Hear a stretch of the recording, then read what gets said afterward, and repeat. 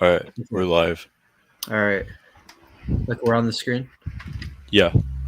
Okay. I might periodically have to mute my mic because of background noise, so it doesn't ruin the stream. FYI. All right. But we should be fine. Let me just open it up on like my end real quick.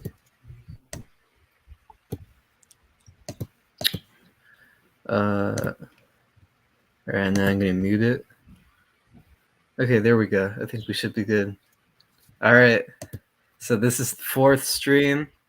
It's just me and Crespin today. In the future, I'm gonna try to get Jaime on again to do the part 2 to the Mount Rushmore of content creator beasts, content beasts, as we've been calling it. So this might be my ghetto Hispanic stream. You might hear some background noise. Nothing I can really do about it until I get like a better space to actually do this stuff. If that ever happens at all. But yeah, this is the fourth stream. I'm Matthew Gonzalez, the I guess like the host of the channel. I upload everything, and I'm here with Third Eye Saw Destruction, Sekendo, Crespin, my partner in crime, uh, and Yep. yeah. If you had any opening words you wanted to share. I'm not too sure what we were gonna talk about, but Yeah, we're not really gonna talk about nothing really. We're just gonna ramble. It's gonna be a bad stream. It's gonna be pretty good. Uh, we're reading the chat, so please say nice things and don't hurt us, because we're really sensitive. Man, you're already stressing me out with these comments. You we can't. got Tam Dam Click in the chat. Yeah. Tam Dam Click in the club in the back, all black. What do you guys want us to talk about? Guy. Bring up something. We'll share some words.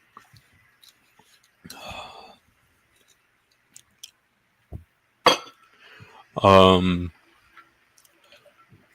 maybe we could talk about a little bit about Mormons or something. Oh yeah, we should the other stream we brought up me and Crespin's Mormon upbringing. So I'll start off. My family is indebted to Mormonism. It goes back a couple generations. I'm not exactly sure how far back, but we are Native American stock brought into the fold of Anglo Scots. Real American stock, some heritage into Puritanism there. That's probably because of how Puritanism dissipated. People wondered what to follow. They probably ended up becoming Mormon because of that. So, uh, you know, my mom was the first person to really break out of it. And then later, when gay issues and politics became a big thing, when there's the whole debate on gay marriage and stuff, the Mormon church, basically anathemized gay marriage. And my grandparents, funnily enough, being essentially Mormon progressives, they decided then and there that they were outside of the Mormon fold, and they accepted all the secularism that came with that. Uh, they were very staunch, hardcore, conservative Mormons their whole life, and then there's this one particular issue that arose, and then it was all over for them, and they allowed their entire cosmology to be shifted by this. And you'd be surprised how many people would be willing to completely change their worldview just based on edict alone. So that's essentially what happened. I left the church right as I was about to be baptized. Actually, both my siblings were baptized, and my mother asked me if I would mind if a woman would baptize me, And me being a little jit nat, I was like, nah, I'm totally, yeah. And then, at that point, she decided it doesn't matter really, so I didn't get baptized at all. Then we left the fold, and then we were an atheist family from then on. But my father was, he was an atheist, who had Mormon family. That's how he had. That's partially how he had proximity to my mother to begin with. But that's basically what happened. My siblings were very scandalized by Mormonism, such that they would probably never approach Christianity ever again. But me being the youngest, and also I think being a male, probably has some part in it too. You know, uh, probably had some say in why I wasn't as scandalized as some other people are. And yeah, that's basically that. What about you? Just fucking dropped my tea. I My mom was or to start, I don't know my family history that well outside of my grandparents, and all I know is that my grandma and my grandpa lived in rural southeast Idaho, super poor. They literally lived in like sheds. None of them had houses. Uh, they got married really young, had kids really young, and they've been in the Mormon church for probably like 30, 40 years. And my mom, who's the youngest, was really estranged from her family, and she got basically excommunicated from the church, and she had to run away. And my mom got pregnant with me really early, and she had me. And I remember my mom used to tell me about how my grandparents used to send missionaries to her apartment, to her house every day to try to get her to come back to the church, even though my grandma was the one who had her excommunicated. That's And crazy. it was a lot of trauma, but I couldn't not be away from my grandparents. And whenever I was, they had like Mormon intelligence networks keeping tabs on us. Yeah. Uh, Not that my grandparents were like super messed up or anything.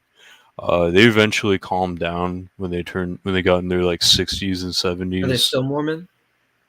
I believe so, but they're just not super hard on it anymore. But I remember being baptized. I remember that it was a super fucking crazy experience to go into like the temple. Uh, and I remember like I used to be able to hear the trumpets, the Moroni trumpets, and when I was baptized, I like heard the trumpets when I was baptized. But I asked my grandparents about it later, and they told me that I wasn't baptized. So I thought I was. Maybe I'm they're not just lying to you. sure. They could be. I don't know. But yeah, I think that's about like the extent. I mean, I've had like, oh shoot, 𝔀𝓸𝓻𝓴𝓲𝓷𝓰.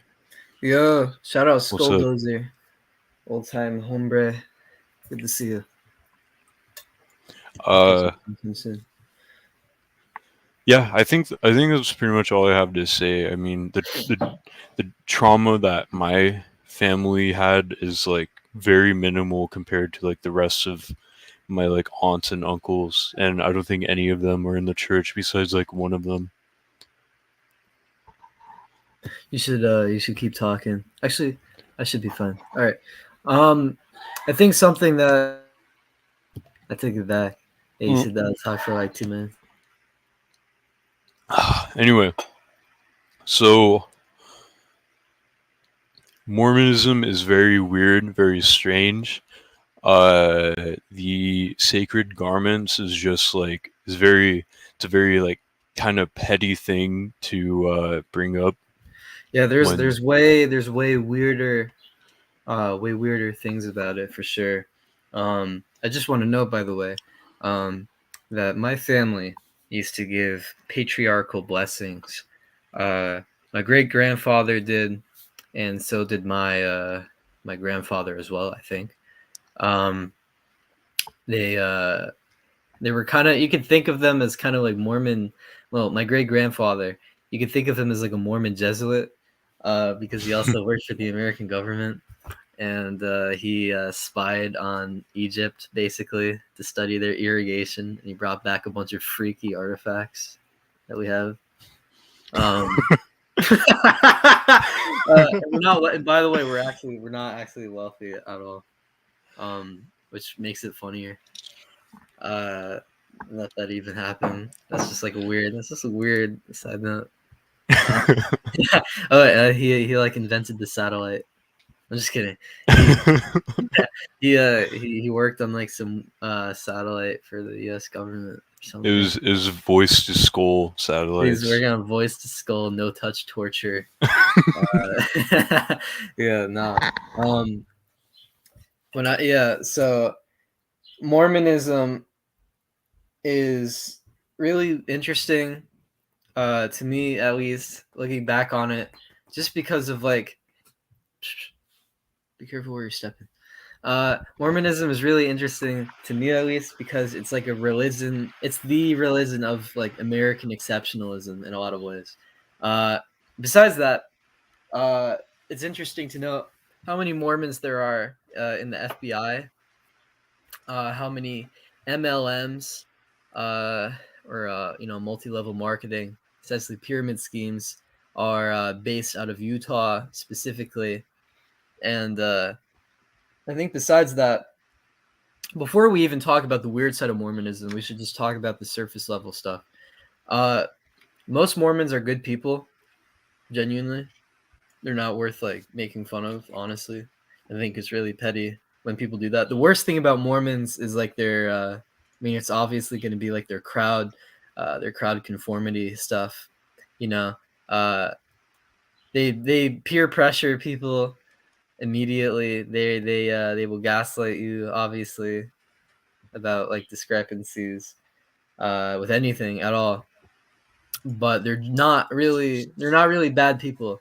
But the thing about Mormons is that every ex-Mormon, uh, like out there, probably most ex-Mormons, they become like gay activists the minute, like literally the second they leave the church. You wouldn't know that they left the church either. Yeah, so some of them are still in the church, and there's like hardcore, like progressive Mormons, which is kind of funny. Um, I think it's not that hard of a transition for them, honestly, to go from Mormon to like gay activist or whatever, because they kind of use the same kind of rhetoric, in the sense that it's like they'll peer pressure you, and they'll bully you, and they'll moralize everything if they're Mormon. And then the minute they leave the church, they use the same exact tactics for like a totally secular, democratic agenda. Honestly, they're not that much different at all, and it's kind of the same thing for a lot of evangelicals too. Well, some of them is that a lot of like evangelicals, like really low church fundies and whatnot, they live in a super crazy schizophrenic society, wherein you have all these Jesus signs like everywhere, but it's actually all really for show, because people down south especially have like this idea wherein they separate their private life from their religious life, even though it doesn't really work like that. You can't live with these like dual personalities, you know what I mean? And I there might be a future video or even stream or something about this. uh it leads to a lot of confusion. It's kind of the same thing for Mormons as well. It's really all about like the crowd conformity and the social pressures around it, more so than any strong kind of doctrine and way of life that can really like influence people's like perspectives. It's more so just based on like persuading people to be in a certain way. So there's not the Mormon cosmology is extremely shaky. People Mormons don't really believe in anything that strongly, honestly. They could be super traditional, they could be super traditionally family oriented, but they don't have any strong doctrines at all, really, on what to believe in, unless you kind of move up the like a social echelon, and now you have like a recommendation, or invitation to enter the temple, and then you become more initiated. There's an exoteric and there's an esoteric uh, side of Mormonism. But most Mormons, I think, probably do believe in the mainstream Christian idea that, they might even believe in like the rapture and stuff. They might even just believe in like what like atheists think Christianity is, and not like too far from that. Which is why like it's probably not that hard, honestly, to actually convert Mormons from their religion, because their foundation is super shaky to begin with. You know, they it'd be harder to convert like well, depending on the Lutheran you're talking about, I don't know.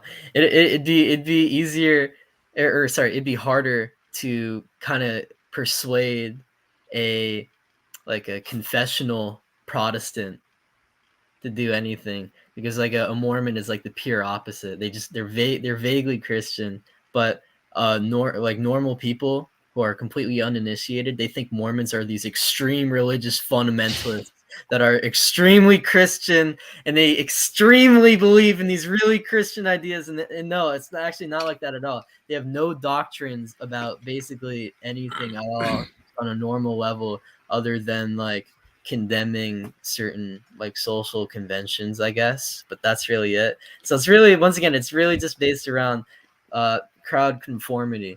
They don't believe in anything that strongly. So if you sever them from that, when you diminish them from being able to really like interact with their family or reproduce and have kids and stuff, they're just going to go astray anyway. The personal conversion element of Mormonism isn't really that strong or significant at all. It's extremely family based, but it doesn't really extend beyond that. So now with all these crazy differing social currents, where we live in a really political country, uh, you know, parents are being turned against their children. Mormonism is really there's an existential threat in front of it. Basically, it could be completely destroyed. But it's I mean, that might change, honestly, because I feel like Mormons don't use the internet in the same way that other people do, even though they do use the internet. It's really weird. I have to let my cat in real quick. Hold on. Uh, Yeah, oh, you can see a few words. No, go ahead. I was just gonna say that if you really want to know, uh, well, first of all, when you first enter into the church, or you're like low status, you don't have any children that are missionaries, you haven't contributed a certain amount of money, you haven't done missions yourself, you're basically at the saved Gentiles level of the Mormon Church. The real doctrinal purpose of the Mormon Church, or the real like direction that they want to go into, is that it's twofold. First, incorporate Native Americans. Second is the main doctrinal goal of their liturgy, of their corporation style, of their collectives, is that they're trying to create the purest form of Adamic faith, Americanized. Yeah. So we have polygamy, we have Ashura, which is God's wife. We reject patristics, even though we might use them sometimes. That is the main doctrinal purpose of the Mormon Church, at least like the stated goal, aside from preaching to the Gentiles to save them during the second coming or something. Yeah. Yeah, and I just want to say real quick, because of that, and maybe there's something implicit in Jehovah Witness come to my house every Sunday. We'll have a Jehovah's Witness stream eventually, and maybe I mean none of us were brought up Jehovah's Witness, but we could probably find somebody. Have them espouse their Hopefully. wisdom, their Arianist wisdom about He's too enlightened. It won't yeah. happen. Yeah, well, we'll have the rare My Little Pony brony, paleo conservative Jehovah's Witness stream in the future. For any of you theology heads, I'll read you a couple. I'll read you a couple quotes that I found. I'll go over this in my stream. Yeah. 𝔀𝓸𝓻𝓴𝓲𝓷𝓰, a prominent scholar and apologist of the LDS Church, in his book *The World and the Prophets*, he compares Irenaeus to Joseph Smith and argues that Irenaeus was a sincere but misguided defender of the faith who lacked the authority and revelation of a prophet. Nibley criticizes Irenaeus for relying on human reason, tradition, and speculation rather than on divine revelation to combat the Gnostics. Nibley also claims Which is that's actually like really counterintuitive to what you're saying too, if you've actually read Irenaeus at all. Nibley claims that Irenaeus distorted the teachings of the apostles and scriptures, and he failed to recognize the true nature of God and man. Robert L. Millet, a professor of ancient scripture and a former dean of religious education at BYU, his book, quote unquote, A Different Jesus, the Christ of Latter-day Saints. He responds to the accusation that Mormons are Gnostics, as Irenaeus had labeled some of the early Christian heretics. Millet denies that the Mormons are Gnostics and asserts that they have more in common with the Orthodox Christians than the Gnostics. He points out that Mormons believe in the physical resurrection of Christ, reality of evil, necessity of grace, the authority of apostles. He also suggests that Irenaeus may have misunderstood or misrepresented some of the Gnostic teachings, and some of the Gnostic texts may have contained elements of truth that were later lost or corrupted. Yeah, that in and of itself deserves its own like 5-hour long stream that I just don't have enough like energy or like preparation to talk about, but that is like hilarious. It is like absolutely hilarious. I was just gonna say real quick that because most Mormonism for people is just based around like the family, the minute like American society threatens the stability of the family, Mormonism basically completely falls apart. Mm-hmm. But the general crowd conformity doesn't really believe that either. They're Mormon by nature, so they they once again they do the same peddling and the same like insane gaslighting and just manipulation and like whining that like Mormons do, except it's just for a completely different set of beliefs. And like I said before, it's the same for a lot of evangelicals too that are loose on doctrine. Is like that Jay Dyer, he still acts like an evangelical. Yeah, that's different. It's 𝔀𝓸𝓻𝓴𝓲𝓷𝓰. How about that? Mm-hmm. But no, it is true though, because like I mean, it's the same people. Evangelicals, they'll be kind of uncomfortable, like instead of really speaking up about something with authority and in conviction and articulating a strong doctrinal statement, they'll kind of just it's once again it's all crowd conformity, and to the point where they're aesthetically similar. The people a part of like Mormon youth groups and stuff, they might probably look the same as like gay youth outreach. They'll Yeah. probably dress similar, honestly. They'll probably have the same accent, and they're probably from the same spot, except the difference is one might have dyed hair and the other won't. You know what I mean? They're probably going to look very similar, and they're probably going to watch the same type of content on YouTube, like the same music, just have the same type of lifestyles. Like I was comparing like this like evangelical woman who on social media, I'm not going to say her name or anything, but I'm using her as an example. Not that she's Mormon, but she's kind of on the bigger side, I guess. She looks like a bigger evangelical woman. She had these Bible studies things, and then she completely cursed her faith, left it, you know, joined the letter mafia, and then dyed her hair and shaved like side of it. And she's like in her 40s, and you know. If it weren't for the hair, you wouldn't have even really noticed the transition all that much, I mean, and she's bullying people for in similar ways for different reasons. So all I'm saying is it's the same. It's the same people. They literally don't change at all. They're just their idol changes. Even their little mannerisms don't change like literally at all. Even like the fake niceness. My bad. The fake niceness and passive aggressiveness that these people have is like it's literally the same. And I think that there's something significant to that, for sure. Like that I can talk about some other time in a more articulate, kind of less crass sort of way. Sp- But s- Speaking of the social insulation that Mormons experience, I had one time when I was coming home after going to the store and I was bringing all the groceries inside, I had a Mormon quote like a meme or something. Mormon missionaries quoted like a meme saying, "This is totally me when I go and get groceries. I carry every bag at the same time." that's, Like straight up like that. like that's reading hilarious, dude. reading impact font. Yeah. Nah, I do. I kind of like. I do like the Mormon swag though.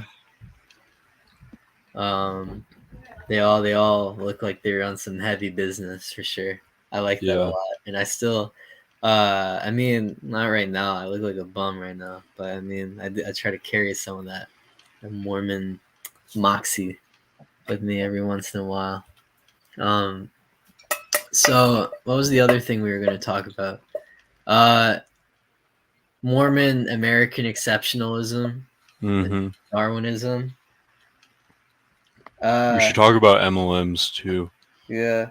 I kind of just want to go over because I don't know how long we're gonna stream. I kind of just want to give like an overview of stuff, as well as the fact that we weren't really prepared, or at least I wasn't really prepared that much to actually talk about this like too deep. So it's mainly just musings on like what we already know, kind of what we look at like every once in a while. Uh, the I think it's really funny. I like the Mormon art where there's like American presidents hanging out with Jesus Christ, and and there's like the what Jesus is like in front of the White House, and he's like holding the American Constitution and stuff.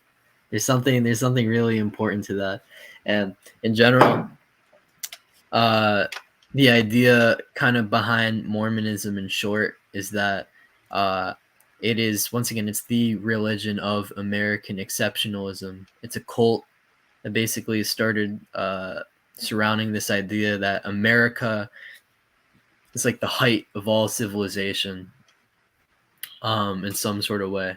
I mean, before you obviously had people acknowledging that all these different cultures, the more geographically fringe they get, they start to bleed into America a little bit. You have like the Siberians kind of turning into Native Americans a little bit, you know. Just for an example, you have like Basque people in Canada. You have all these people, sort of the height, the fringe heights of these civilizations bleeding into America, and people long before Mormonism have prophesized like the significance of the New World. Um, and Mormonism is like indebted to this prophesizing. Joseph Smith didn't just come up with a bunch of stuff one day and then said, "All right, this is church from now on." I came up with it like just now, and thank you by the way. You should hop on here, buddy. Anyway, I want to get some people on here, honestly, some swag people, but in a bit. They're not ready for this energy. They're not ready for the swag, honestly. But anyway, I was gonna say, uh, Mormonism basically creates like a monopoly on America in this like Abrahamic sort of way, wherein there's debate on if every Native American on the whole continent descended from the Israelites, or if the Israelites that came over to America in the Book of Mormon mingled with some of the natives here. As far as I can tell, uh, there's nothing in the Book of Mormon even that really says anything about contact with pre-Israelite natives. I don't know anything about that, but what I will say is that America is going to determine the fate of the world in some sort of way in Mormonism. Everything, all history culminates in America. Jesus's final revelation was in America.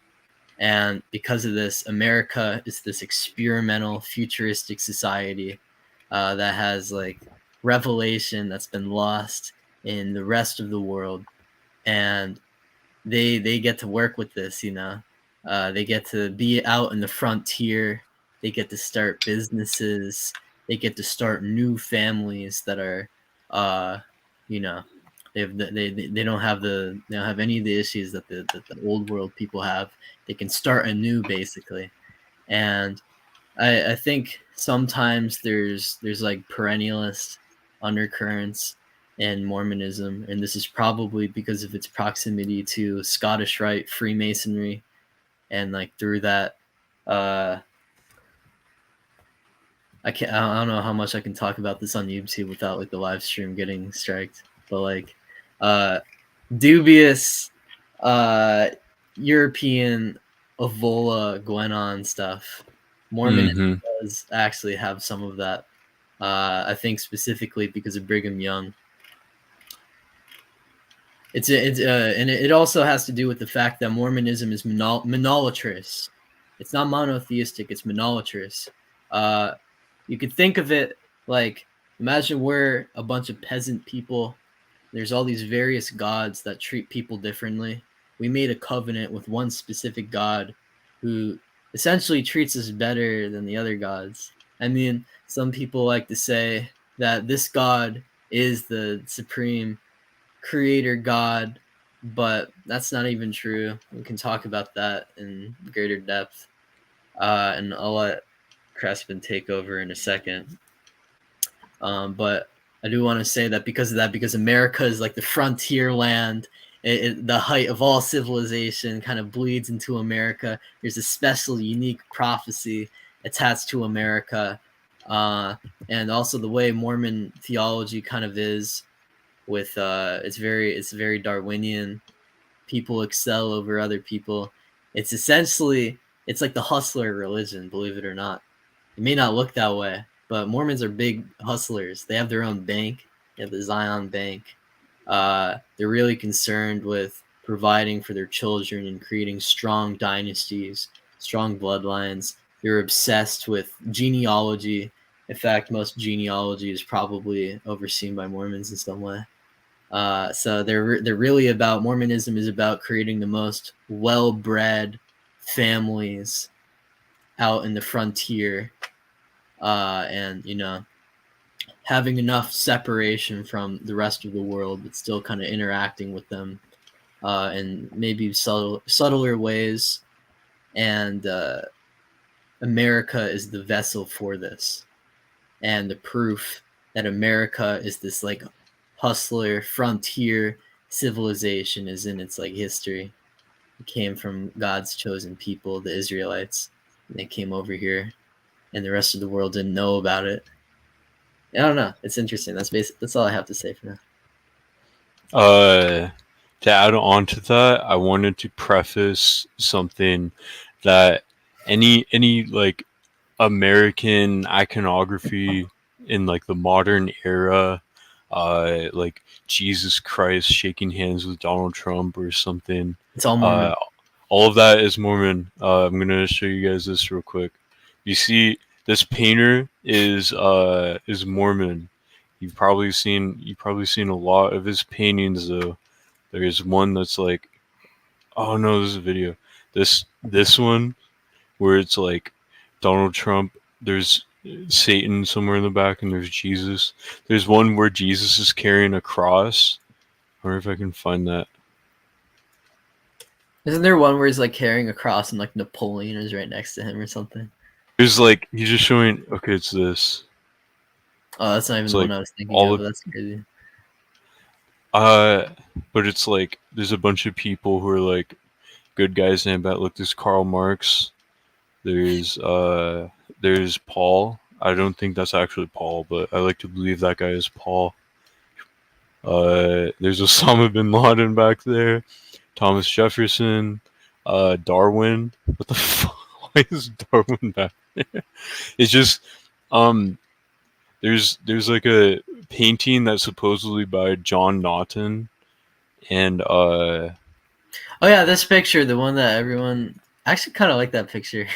it's cool, but the tree of life with the Germanic garment is fucking like anathema. It's blasphemous. Probably, yeah. But I just wanted to show that real quick. Uh, Mormons have like a monopoly on all of that stuff, and they they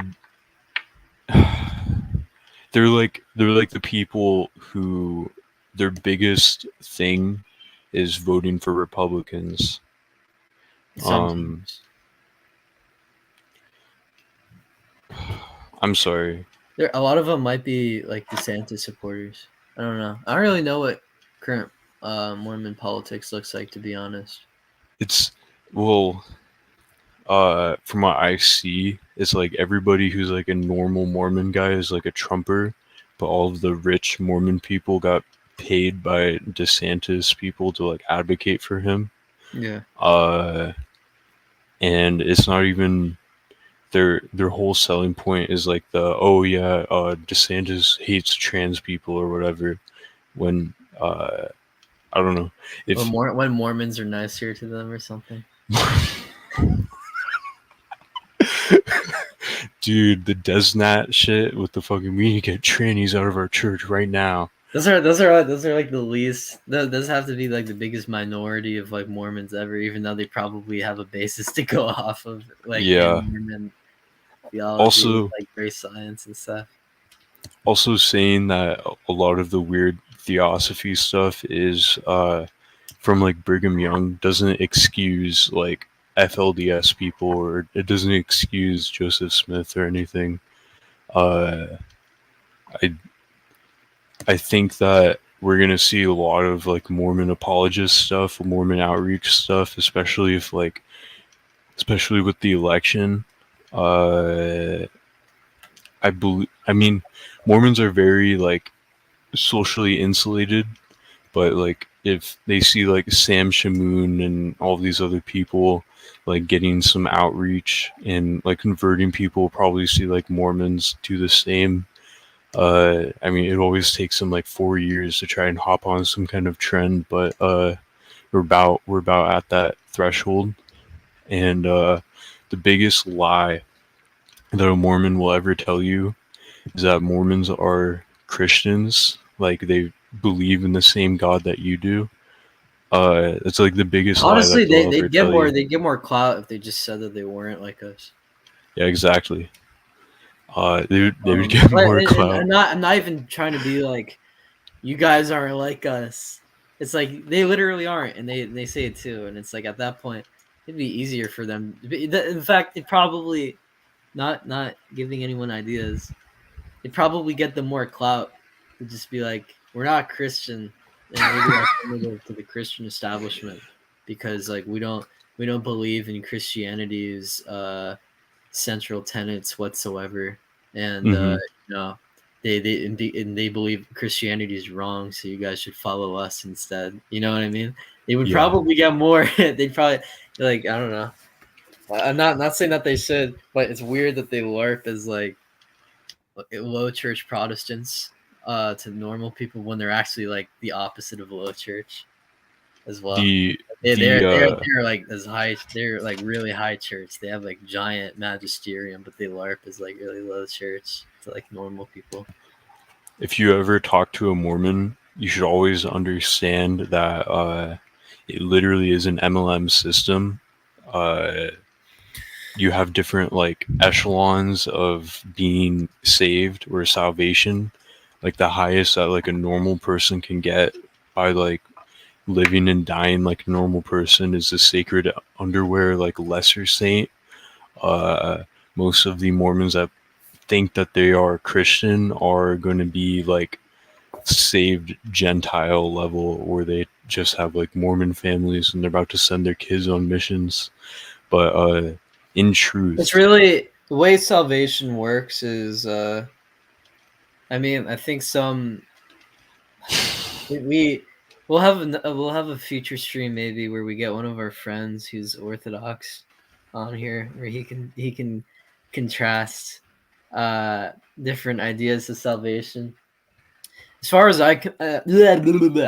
as far as I'm concerned, there's not really that much of a real eschaton even in Mormonism, because really, the best way I could describe it is like once again is like Darwinianism.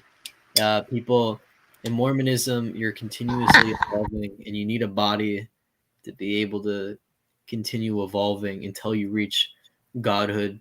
And God is allowing people to do this, and He's teaching people the sacred principles of the world, essentially, how the world works.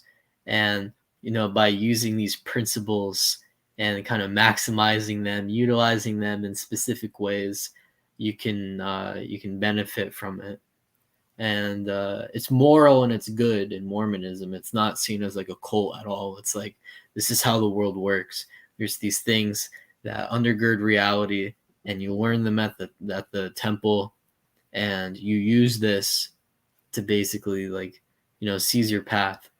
And so it says that they do say you're saved by faith in Jesus Christ. I don't really know what that means though. Whatever that means, it doesn't mean what you think it means. I'll just say that. Like, I yeah. don't have an intricate enough understanding of like how they actually understand faith or even like works or anything like that. Just throw that all out the window because it's like completely irrelevant to like the actual theology. Um, you're supposed to like continuously evolve, and then you die, which you're an angel. And there's kind of I never say his name right. Originist ideas regarding like the way the human soul works as well. If you want like I don't know what you call it, patristic heresy, Mm-hmm. uh, that you could associate Mormonism with. And then you're resurrected and you're in like a glorified state, and you keep getting exalted. Depending on what level you are. Yeah. And I don't really even entirely understand how like hell works in Mormonism either, to be honest with you, because I've heard so many, I've seen, and I've read so many contrasting and like conflicting things before from like different Mormon authorities or just like even like lay people that I don't really entirely understand it either. But you can understand from this theology alone that Mormonism is a very savvy, because it's based around like exaltation. You're exalted when you do these specific things. You're essentially the same race as God in some way, but He's like higher than you. Um, you can see how it's a very savvy, even technological kind of religion, and how it could really only flourish in a place like America too. It is uniquely American, and I think in that way, uh, don't misquote me on this. There's something. I'm not going to be provocative and say there's something true about Mormonism, but what I will say is that there's something like very interesting in the fact that once again, all these civilizations and all their work kind of cultivates in America. All these excess peoples kind of immigrate here, set up shop here.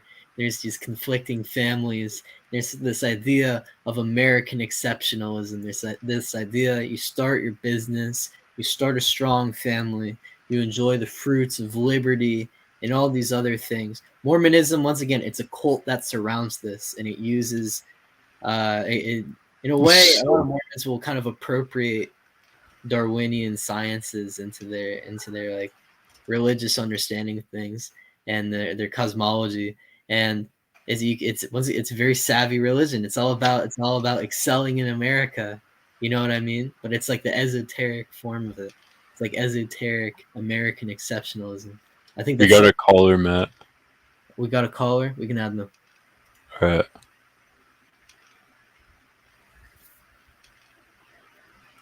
All right, you're on.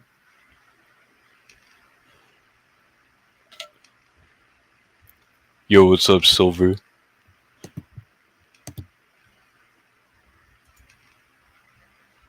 Oh, he left. He Okay, left. but I I mean, I made it so that his camera wouldn't display because you never know what people are gonna do. yeah, I agree.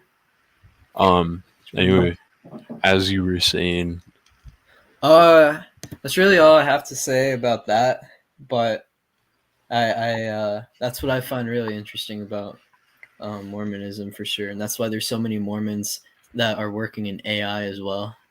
yeah, Like AI Dungeon was if you guys remember that was a BYU project.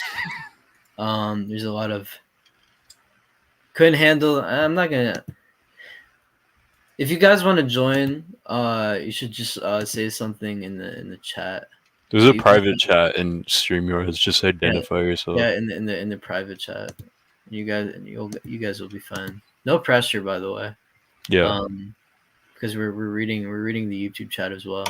You don't have to. No one has to be on stream. Anyway, uh, yeah, there's a lot of there's probably a lot of Mormons working in the Pentagon. I don't know that for sure, but I feel like that's a space that they would probably occupy. Honestly, yeah. they're in the military-industrial complex. Uh, One thing Matt talked about excess peoples. If you ever wonder why there's so much like Germanic imagery, there's so much like Jesus and God wearing like Germanic robes and the what are they called? The what do they call the native tribes? Uh, Of what? like the Nephites. Yeah. The Nephites wear like Germanic robes. The during Brigham Young, they went and took a bunch of Swedish Gotlanders because the royalty was sick of all of their peasants and it was like overcrowded. So Brigham Young like went in like a bunch of ships to pick up like 1 million Gotlanders and took them to America to become like Mormons. And they were like forced to like build, or they helped build like the Deseret state and stuff. And that's why there's a lot of like Swedish, like Germanic people who are like Mormons. I can't validate that for certainty because I personally haven't read enough in regards to that. But it is interesting that one could just say there's a lot of they moved to the Midwest because that's where desert is like near that, Mm-hmm. and there happened to be like the fur trade with all the Scandinavians, but there probably is like a weird Masonic element to the connection of why there's so many Scandinavians that turned into that. And I heard a Desnat guy say like a while ago that one of Brigham Young's like secret assertions or something was that like the Native Americans who were Israelites were Aryan. Yeah. Israelites are Aryan, are Native Americans basically. So there's like a connection there as well. So maybe it turns into this like hyper perennialist like weird thing. I don't know. It could. I have to actually do more reading on that. But I just considering the Mormons that I've met and looking at like Mormon demographics, where they are, and like their proximity to like the strangest Masonic things ever, and like just the general like science behind Mormonism, like what they believe in with exaltation, it wouldn't be too far off to like put like Arianist stuff in it. They do have like Germanic letters in the Enochian language and stuff. Yeah. Or in the desert script. Which, Is by it the way, desert? yeah, it's called the desert script, but it's similar. It looks similar to John D's Enochian anyway, which makes it more interesting. Oh, That John D And once again, we're just going over general stuff. Let me read the chat. Mormon cloning tanks made all the Scandinavians. I've met so many Mormons before who look like exactly like each other, and they come from different families. Yeah. I'll just say, and once again, this is just an overview. Either we'll make a video about this, or I'll write something, and it'll actually be better, because I just have information in my head right now, and I'm just like spilling out random stuff. John Dee, right?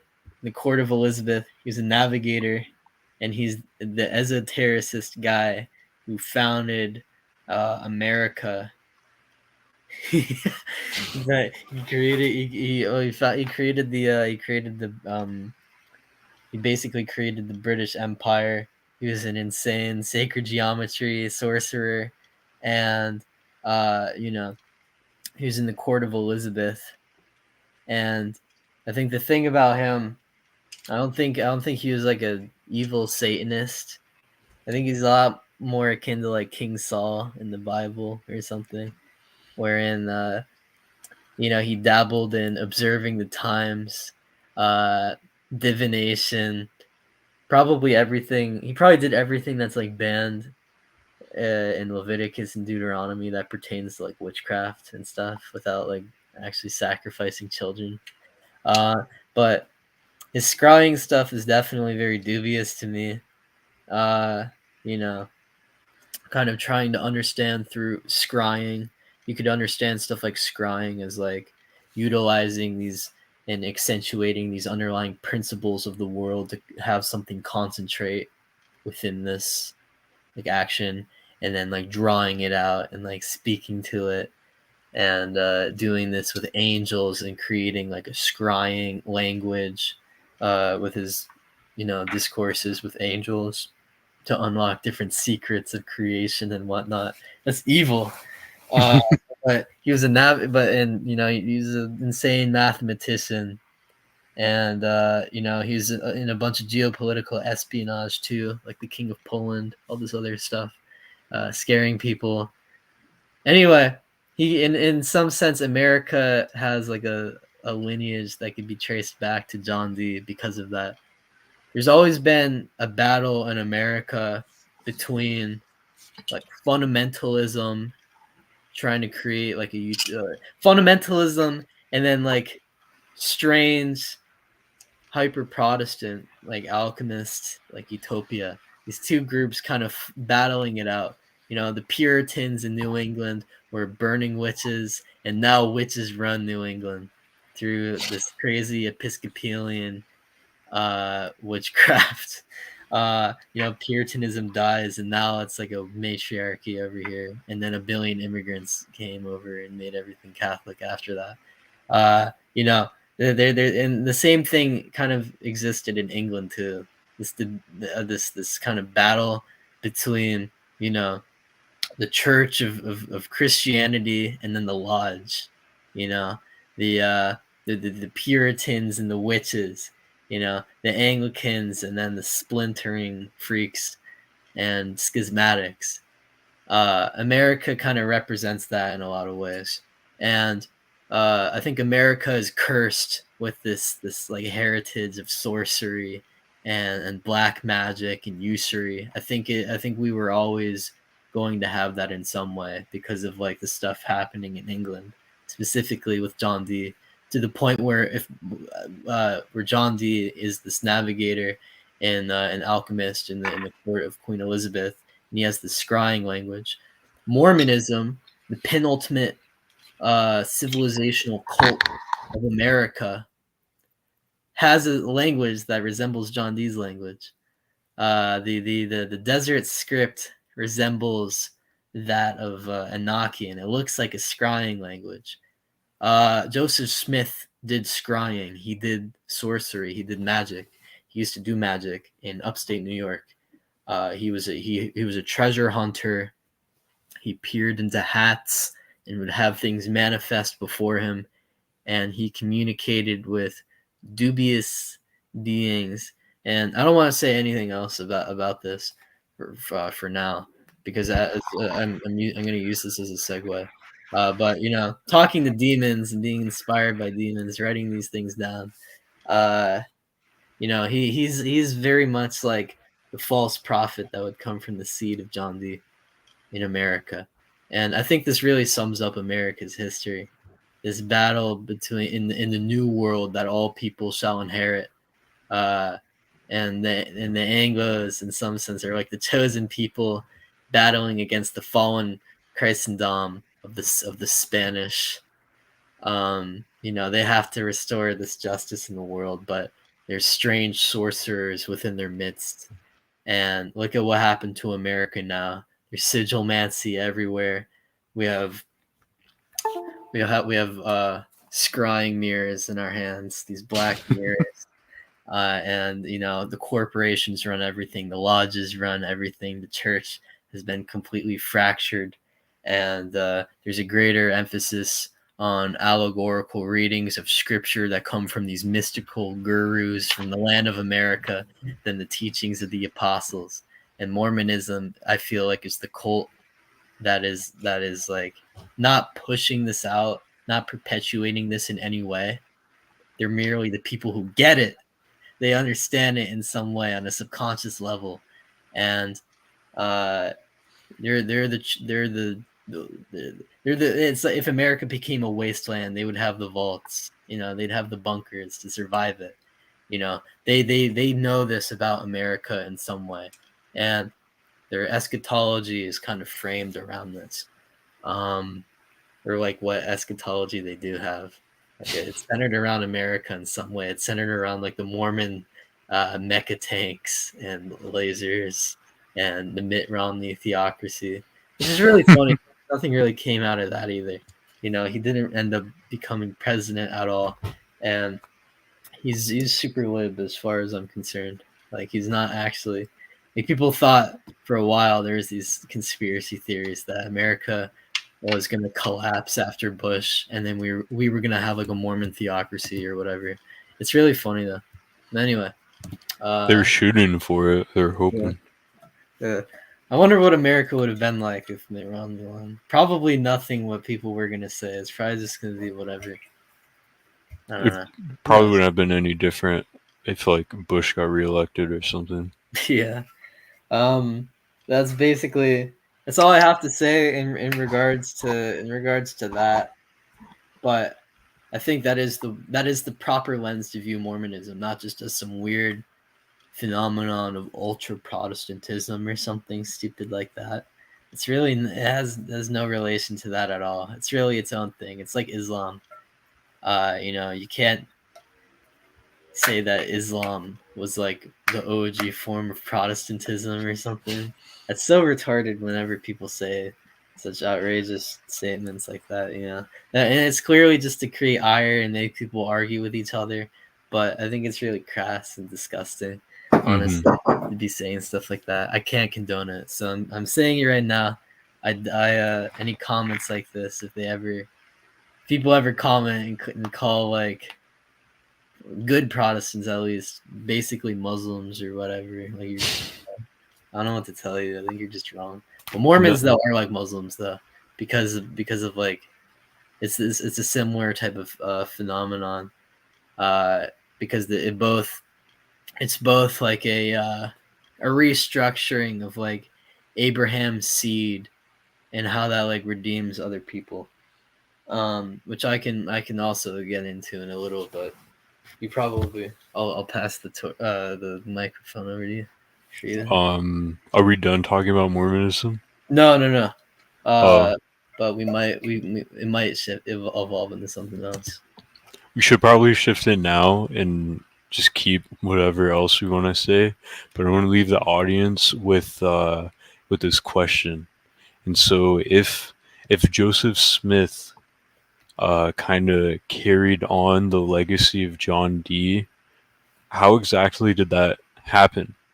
Because you probably make some correlations between them, but Joseph Smith was illiterate. All the people around him was illiterate, I'm pretty sure. You should ask yourself, how did him and John Dee have like these similar kind of ideas, like where did they come from?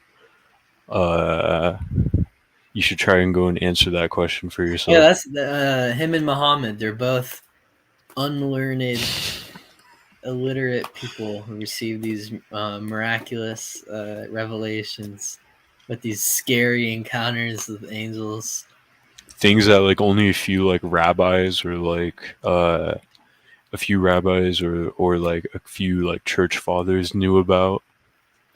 Yeah, like they had these like weird encounters with these like weird angels that acted weird and freaky. With Islam, the interesting thing about Islam is that it's similar to Mormonism in how it kind of hijacks like the universality of Christianity, I guess, and like uses it for its own purposes. It's more, I think it's more regressive than Mormonism though. Yeah, In some ways, because the whole point, it's not the whole point of Islam. A big aspect of Islam is the revisionism regarding Abraham's seed. This is my own personal reading, I guess. There might be something similar to this. That like maybe a church father said something similar to this, or maybe some theologian, or maybe like a modern Joe Schmo talked about this or something like that. Well, connecting. So Abraham, he was supposed to have Isaac was supposed to be the son that he would have, right? Isaac was promised by God. Abraham, being skeptical of Isaac, and by the way, obviously the significance of Isaac is that he's a typological anticipation for the virgin birth of Christ, because Isaac would be conceived miraculously through the dead womb of Sarah, right? There's a bunch of reasons for this, namely being that we personally cannot actually. I wanted to. I'm gonna actually pull this up real quick. I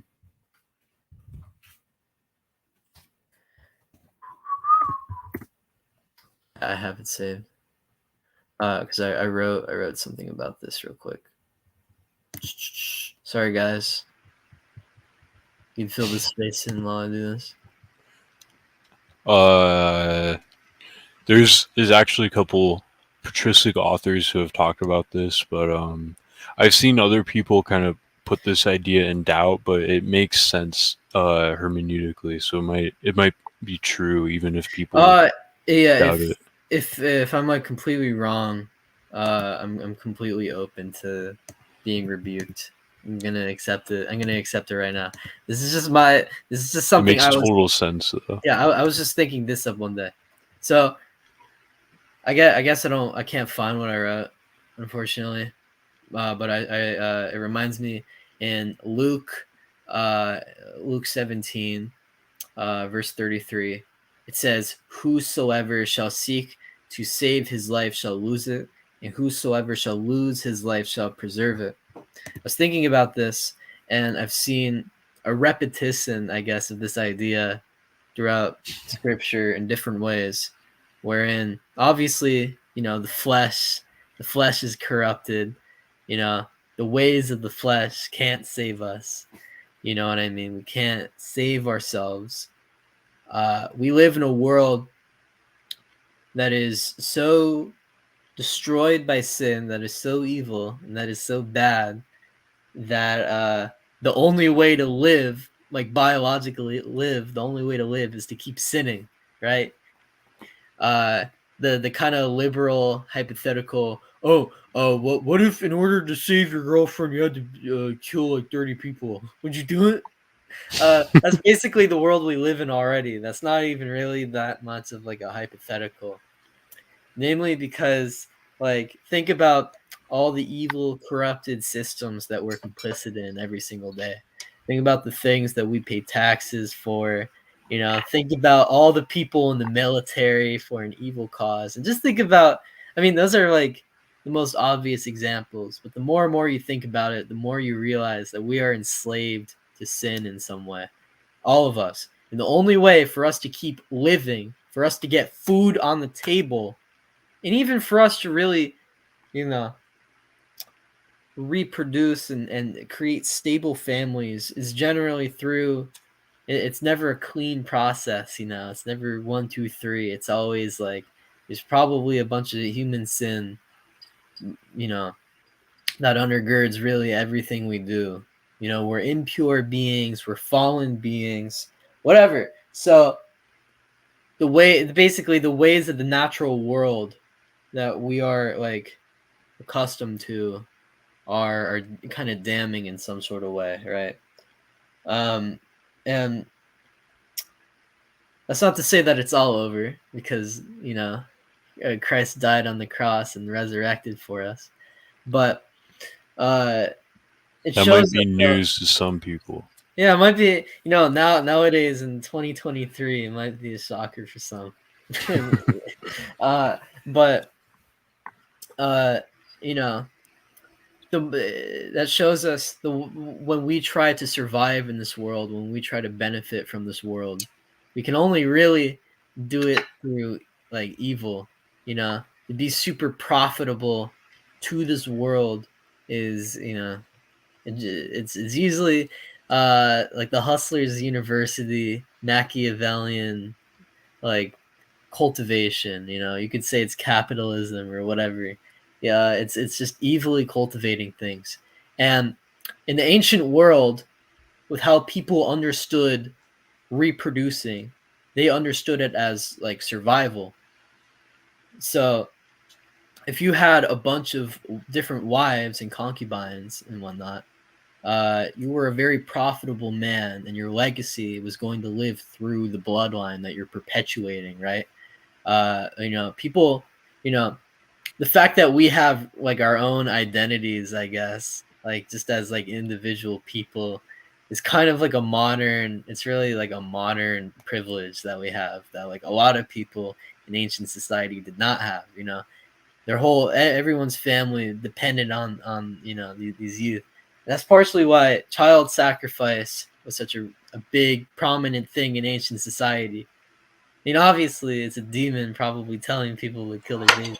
But the way ancient people understood it is that, you know, their children are them in some way.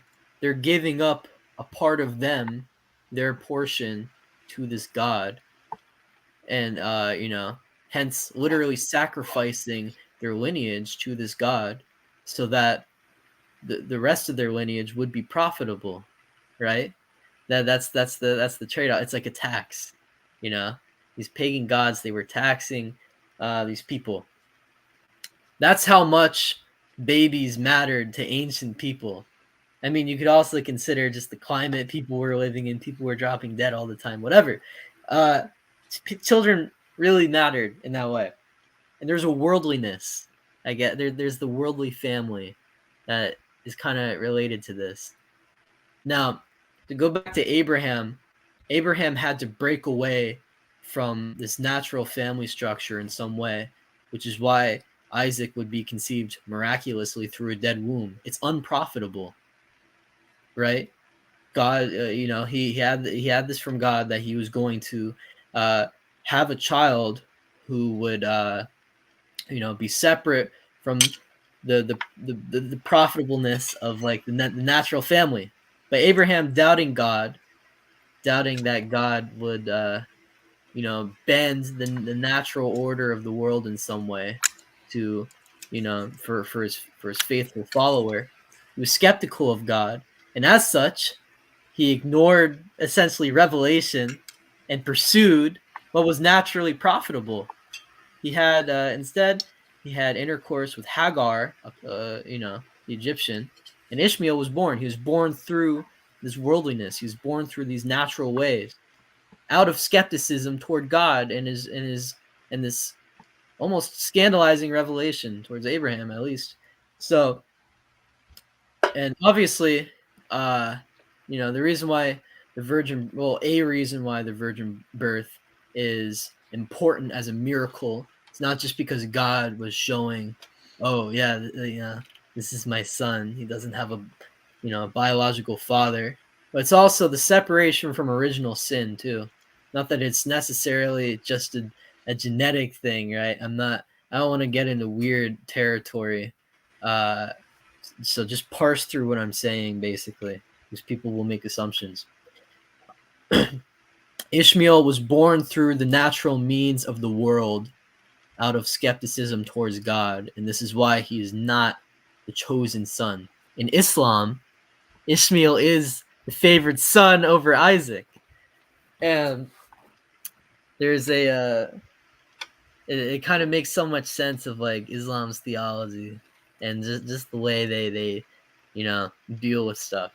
Is because they value Ishmael over Isaac.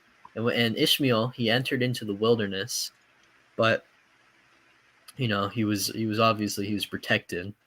So there's probably some significance you can read into to that with how Ishmael was, protected in the wilderness, and he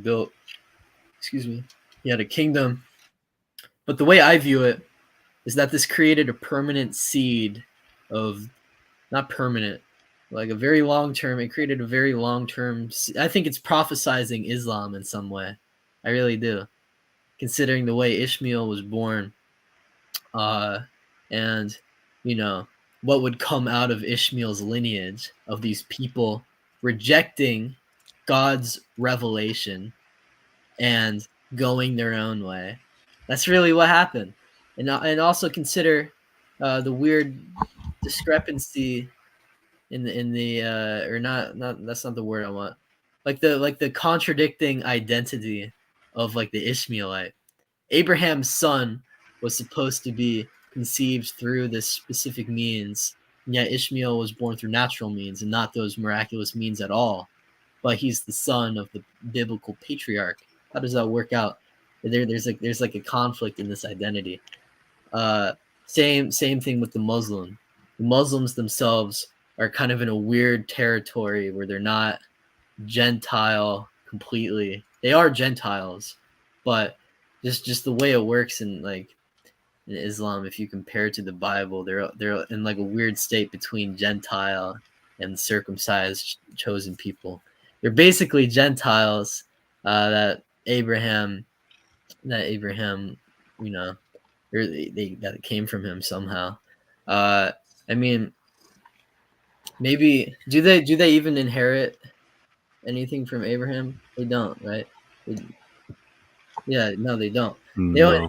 They don't inherit anything from Abraham at all because they're not chosen. They do get a kingdom, but so what they do then is that they're the illegitimate. They're like the illegitimate son of Abraham because of this. So it's like this seed of like treachery and discord within Abraham's line, where they're not really in Abraham's line, but they came from Abraham because of Abraham's distrust of God, and they have like a false covenant as a result. They have like a fake Ishmaelite covenant wherein they don't have they don't have Abraham's seed. They're not related to any of those tribes. They don't have a priesthood. They're not connected to the single nation of Israel that God, carved out from the rest of the world to be a light unto the nations. They don't have any of that at all. They came from Abraham, but they're in the wilderness. They're Gentiles that came from Abraham, and they're not connected to the single seed of Abraham that that to create Israel, that the Gentiles would be grafted unto. They don't have that idea at all. They're just weird people that came from Abraham because of his distrust of God. So they understand that they're connected to prestige in some way, but they don't actually have any prestige at all because they were born in an unholy way. So what they then do with Islam is that they don't have a covenant with God at all. but they just implement some stuff from the Mosaic covenant with them. They arbitrarily circumcise people. It does, not for really for the same reasons. They just do it, to They probably sacrifice too. yeah, Uh, they sacrifice, but it's not a priestly yeah. sacrifice. And they believe in some of the prophets, but they don't have the covenant with God to understand God. God exists, but they don't know his covenantal name. They don't have the priestly sacrifices, and they don't have the temple. That's the key thing there. They don't have the temple. They're these people in the wilderness who want the universality of Abraham without actually having it. They are a god without a covenant. Essentially, they are a god without Israel. They're an arbitrary people of the wilderness, and this is why they believe in a generic monotheism. Is that they could never come to know God, because they're born out of a rejection of the covenant, and because they're born out of a rejection of the covenant, you know, they just serve like an arbitrary god that they don't really have a real relation to. So you can't even really say they worship God, as in like aligning their will with God at all. And they represent like an arbitrary monotheism that deviates from the seed of Abraham, really, I think is the best way I would describe it, because they don't care about a covenant and a chosen people, and then this evolving into the Gentiles being grafted into Israel through Jesus Christ, because they don't believe in that at all. They just believe Abraham is an important person, and these people descended from Abraham who were super important, and God spoke to them, and they're just letting like everyone else know. And once again, because they're born out of a distrust of God, if people are disappointed with Christianity and they want to leave Christianity because of like the Antichrist, Islam is the thing that they're going to fall into, because they're Hmm. doubtful in some way that Christ is going to come and destroy the Antichrist. So they end up thinking that the real Christ is the Antichrist. They're skeptical of the church, and so they reject the church. They're impatient with God, just like Abraham was impatient for Isaac. So they return to Ishmael. They return to Islam. They compromise. You know, God isn't going to deliver these miracles. You know, God isn't going to incarnate into the flesh to save all humanity. He's not going to do any of that. We're skeptical of that. This miracle is scandalous to us. So instead, we're going to serve God in an arbitrary way through our own means. And that's what Islam is. Islam is this rejection of the seed of Abraham, and it's basically just all the people who feel like they're scandalized by the seed of Abraham and the miracles attached to that, which would culminate obviously in Christianity. They're skeptical of Christ. They're skeptical of Christ being God. They resort into this uh, religion of the wilderness, wherein they're connected to the universality of God. They claim the entire world, and they have an eschatology that's vaguely similar to Christianity, but it has none of the actual stuff. That's why all of Muhammad's miracles, they're not to they were never for the purposes of disrupting the natural order to save people, such as like the Red Sea being parted for the Hebrews to cross. Right, that's God intervening and changing you know changing the natural order in some way for his faithful followers to be able to cross through. It's not that at all. All of Muhammad's miracles are like splitting the moon. What could splitting the moon possibly do for anybody? That's the most stupid, dumb crap ever. Like, that the whole purpose of that is just to show strength. It's just to show that we're connected to Abraham, who's friends with God. So we just have worldly prestige because of it, and because there's no covenant that separates the Israelites from the nations. God maybe could have talked to all the nations. So there's perennialism too. So it's just Islam is a vague monotheism of the nations, and all the people of the wilderness that don't like Christ, that don't like his church, or that don't like Israel, not modern Israel, Zionist Israel, but biblical Israel, they compromise with worldly efforts and create a vague monotheism that governs the rest of the nations, to the point where we can't even actually, in Islam, we can't even actually directly talk to God. We can only talk to God through created beings, through creatures, right? So it's a miserable place to be in, for sure. I And mean, yeah, that's why it's more regressive than Mormonism. Mormonism is becoming God, and evolving to be God, and then Islam is just, it's the other direction. It's like no one really knows God that much in some sort of way, except through he's these, super arbitrary. yeah, except through these created attributes, not attributes. These created these created things, and God is like Unitarian, so he couldn't have, had a son that we could be with. It's doubtful of God. It's doubtful of his miracles. And Ishmael represents that, and that's what I think Islam represents. So it's the It's opposite of Mormonism, but they're both worldly, and they're both about worldly prowess, just in kind of opposite ways. But they both hijack the eschatology and shape and narrative of Christianity, for different in different ways, but they're very similar. Down to the Joseph Smith and Muhammad both being like illiterate prophets. and Joseph Smith was a treasure hunter. Muhammad was a merchant. I mean, think about uh, even the ideas of like grace in Islam is like doubtful of God, where like, well, it where they don't even leave anything up to like God's discretion really, Some but they stuff. claim like some stuff, yes, but like most of the time it's like, well, what's the point of me being a Muslim when I could just be a Christian? Okay, actually, the Christians are now sinning or whatever.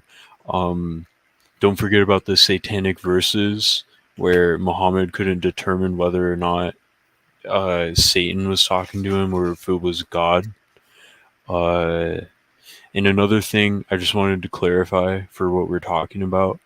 Um, they don't have to actually have a legitimate claim to Ishmael, or Muhammad doesn't have to legitimately be a descendant from Ishmael. That's a whole other conversation. The fact that they are claiming it makes what we're talking about true. So like, uh, whether regardless of how legitimate their claim is, or regardless of whether they are or they aren't, um, it still makes what we're talking about true, and we're not explicitly saying that they are Ishmaelites, because there's a lot of stuff to like doubt that, but Yeah, they are following. I personally believe he's like a descendant of Ishmael. Yeah, it's Um, possible. I personally believe that. I just think it's about people. It's about in with the nation of Israel, and then later, the baptizing of Gentiles and bringing them into the fold, and Jesus Christ, neither Jew nor Greek in Christ. Uh, there's a narrow path there, that it's both. It can involve everybody of every walk of life, but it's narrow in some way because it involves separation. Circumcision even is a separation of like the foreskin from the member. There's the fabrics, not mixing fabrics. Uh, there's a bunch of stuff in the Mosaic covenant about, you know Tito. There's a bunch of stuff in the Mosaic covenant in regards to separating from the nations so that Israel be a light to them, right? They have to be separate. Israel has to be separate from the nations to be a light to the nations, right? And then and then people would be brought up, kind of with Israel, as a result through like the Messiah, through Christ. Islam doesn't have like really any of that at all. It's mainly just these people, they're skeptical of the seed of Abraham, and then the spiritual seed of Abraham. Well, it's still the seed of Abraham, but like the spiritual descendants of Abraham that are Gentiles, right? They don't have that system. There has to be a physical seed of Abraham for there to be a spiritual one, I guess. Which is like kind of important. But with Islam, it's literally just there's like perennial knowledge of God almost, because there's no covenant and revelation being attached to this covenant.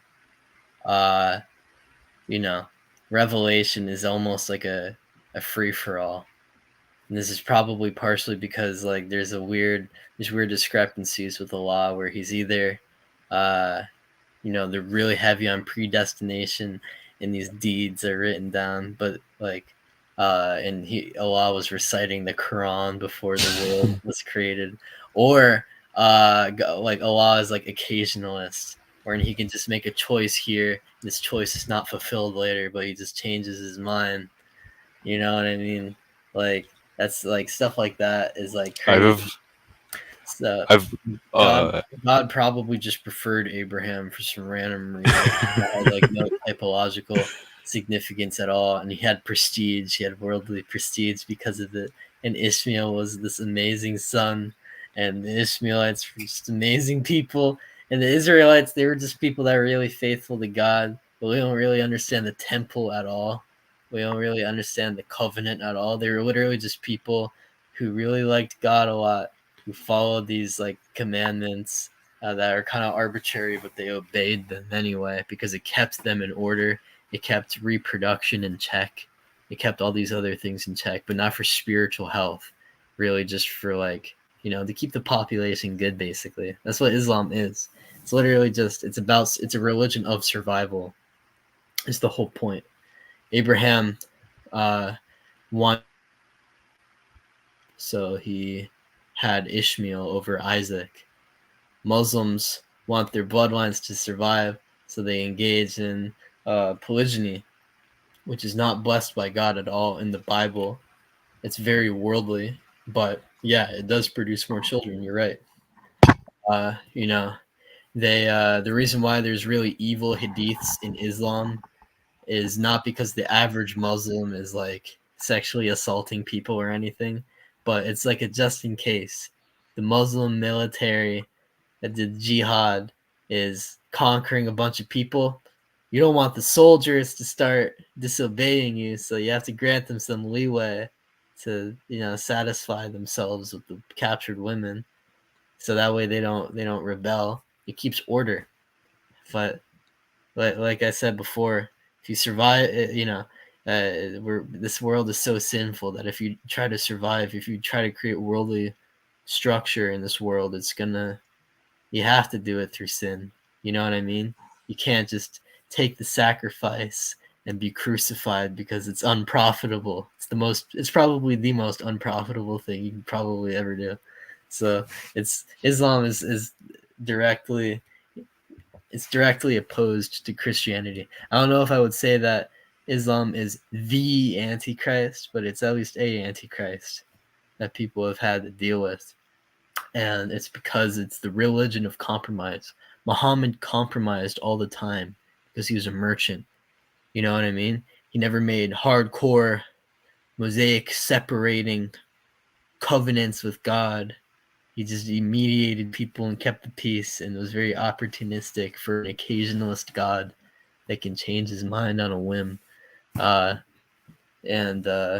It's weird. It's weird for that reason. All the people who don't like the seed of Abraham separated from the nations to save the nations through Christ, all the people unhappy with that logic, they can follow Abraham's perennialist family who believe in vague perennialist ancient knowledge of God that just everybody had, I guess. and there's no real need for a covenant, I guess, other than some people live more extremely than others. I don't know. It's just it's evil in that way. So that's once again that's how it's related to Mormonism. It's a different. I think it's a different heresy. But that's at least that's kind of how I understand it. It's about that type of worldliness. It's for survival. Versus Mormonism is worldliness to like excel in America specifically, I guess. I don't know. I wanted to add this quote from Saint John of Damascus, and in regards to like how arbitrary some things are, like well, why is it? Why do you guys claim, or how should I put this? They Muslims often say that God does as He pleases. When it comes to Joseph Smith, Mormons kind of say the same thing, where we ask about why it's incongruent with Scripture, and they say, "Oh well, God does as He pleases." So this quote from Saint John of Damascus is in regards to how do we know that he's a prophet? Okay. So when we say how is it that this prophet of yours did not come in the same way with others bearing witness to him? And how is it that God did not in your presence present this man with the book to which you refer, even as he gave the law of Moses, with the people looking on in the mountain smoking, so that you too might have certainty? They answer that God does as he pleases. This we say, we know, but we are asking how the book came down to your prophet. Then they reply that the book came down to him when he was asleep. Then we jokingly say to them that as long as he received the book in his sleep and did not actually sense the operation, then the popular adage applies to him, which goes, "You're spinning me dreams." And I wonder how popular that adage is back then. But when you look at all of these kinds of things, it's like it all kind of originates from this kind of like being appalled at God showing mercy. It's being appalled at like why would God subject himself to these things? Why would God allow these things to happen? Why would all the prophets like sin or be wrong? Why would Oh all yeah, the prophets they don't believe that Jesus can be God, but they'll completely scrub clean the lives of the prophets and anything like educational about that at all, yeah. except maybe like I guess um, Muhammad was like suicidal, and there's an important thing with that. But other than that, though, I mean, uh, what Lot? What do you mean Lot? The incest with Lot? What are you talking about? How could you? You Christians in your Bible are disgusting for ever writing King such. Solomon never did anything wrong. Hey, he let monkey demon run around running with him for like a minute. It's kind of crazy that's also in the Talmud. Is it real? Oh yeah, that's right. Yeah, with Asmodeus. Yeah. Yeah, they a lot of interesting stuff. Probably whatever demon is behind like the Talmud probably attacked Muhammad, fucked with him.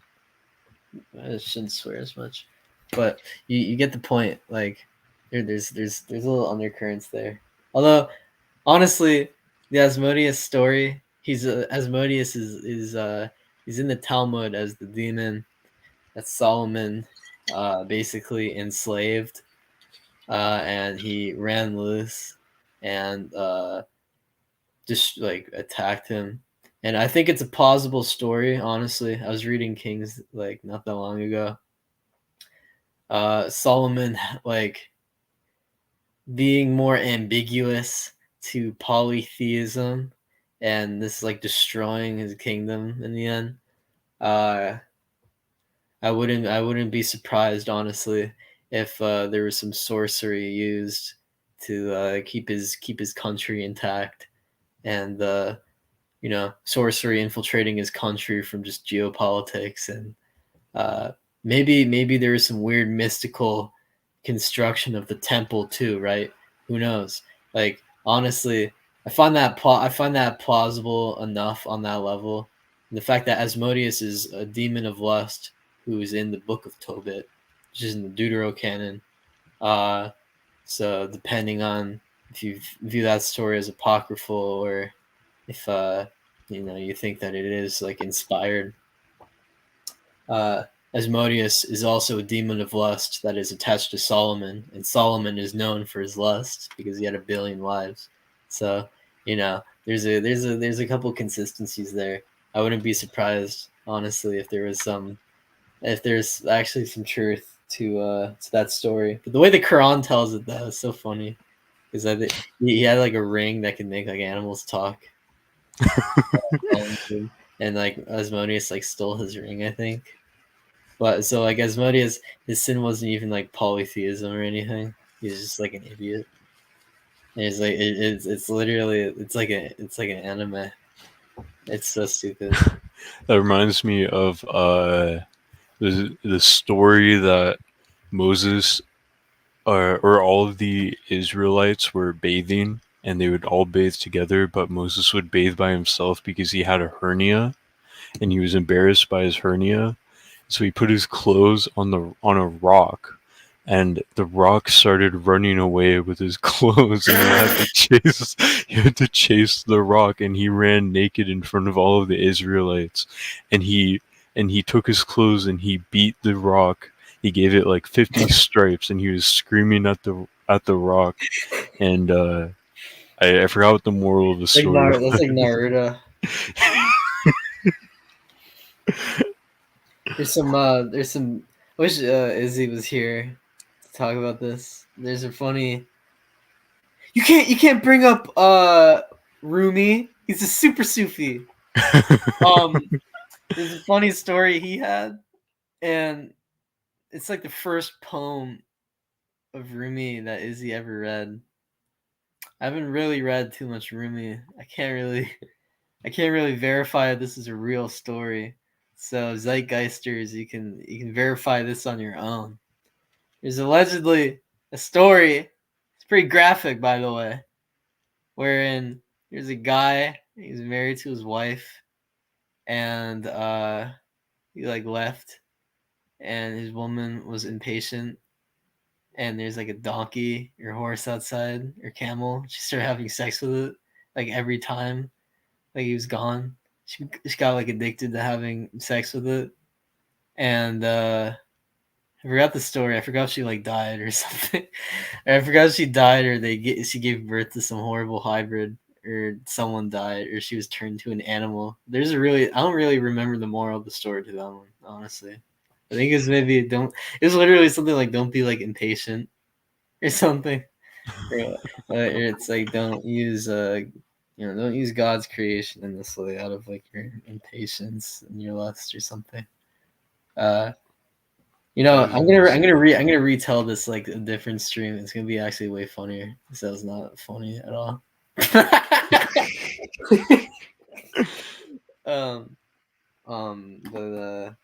But yeah, I don't know. Shout out Muslims though. They're funny.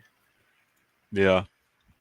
I don't know. It's like when imagine them like just intently listening to like a couple of theology students talking in class, and they like talk about they talk about things like that, like biblical stories, and they're like, "Hey, that's not true. I learned that it's actually like this or something." That's not true. I learned that Moses was chasing down this rock, and there's still a rock out there that has whiplashes on it. That's cool. That's kind of cool. Yeah. That's I don't know. That just sounds so like demonically contrived. It sounds like Joseph Smith and his interactions with Moroni, where Moroni would like jump out of the hat as like a frog and was like a little trickster spirit. Yeah, exactly. All the lore surrounding Oh, that. and The all these spirits being like very weird, kind of they resemble like folklorish, uh, like European like spirits, like El Duende spirits and stuff. They're probably all literally like demons from the pit of hell. They're evil and wicked and like disgusting. So many stories in the Matthew, Quran read like that. Yeah. I one of the stories that I remember actually is that so this is why I think that Muhammad probably wasn't a liar for the most part, but he the way that he would get his visions is that he would have a dream and he would see like scenes and stuff, and he would intuit like their names. And so one of his visions was that he saw a golden box with wings on it, which is like the Ark of the Covenant. So Mm. he woke up and he told everybody that the Ark of the Covenant flew around in the sky and it would fly between like all the prophets, and it was like a UFO. And that's like in the Quran. That's crazy. Um, yeah, I don't know. That's like we have to have a different stream talking about like Yeah, yeah, yeah, yeah. mythology, and like aliens and stuff and how they're Seraphim Rose said that UFOs are demons. They're Yeah, probably demons spreading like damning philosophy. Did you know? Hey guys, did you know that every smart guy who ever talked to you was like an alien? Not from here. Look up Jesus and Gandhi and Buddha and like Muhammad were space aliens. They came here like millions of years they ago. were all Pleiadians. Yeah, and they're all fucking with you. Yeah. They're all from, like there's probably that's probably like a demon from the pit of hell, like telling people that. Honestly, like I don't know. Um, that's so funny though. The flying arc. That's like I feel like that's just a giant cope because to get around the images on the actual arc. Yeah, maybe. I mean, Uh, it's a cool. I guess it's a cool image. I don't know why is it flying around. well, I remember it was Sounds like an angel. explained because he dreamed it, and the dream it had wings on it.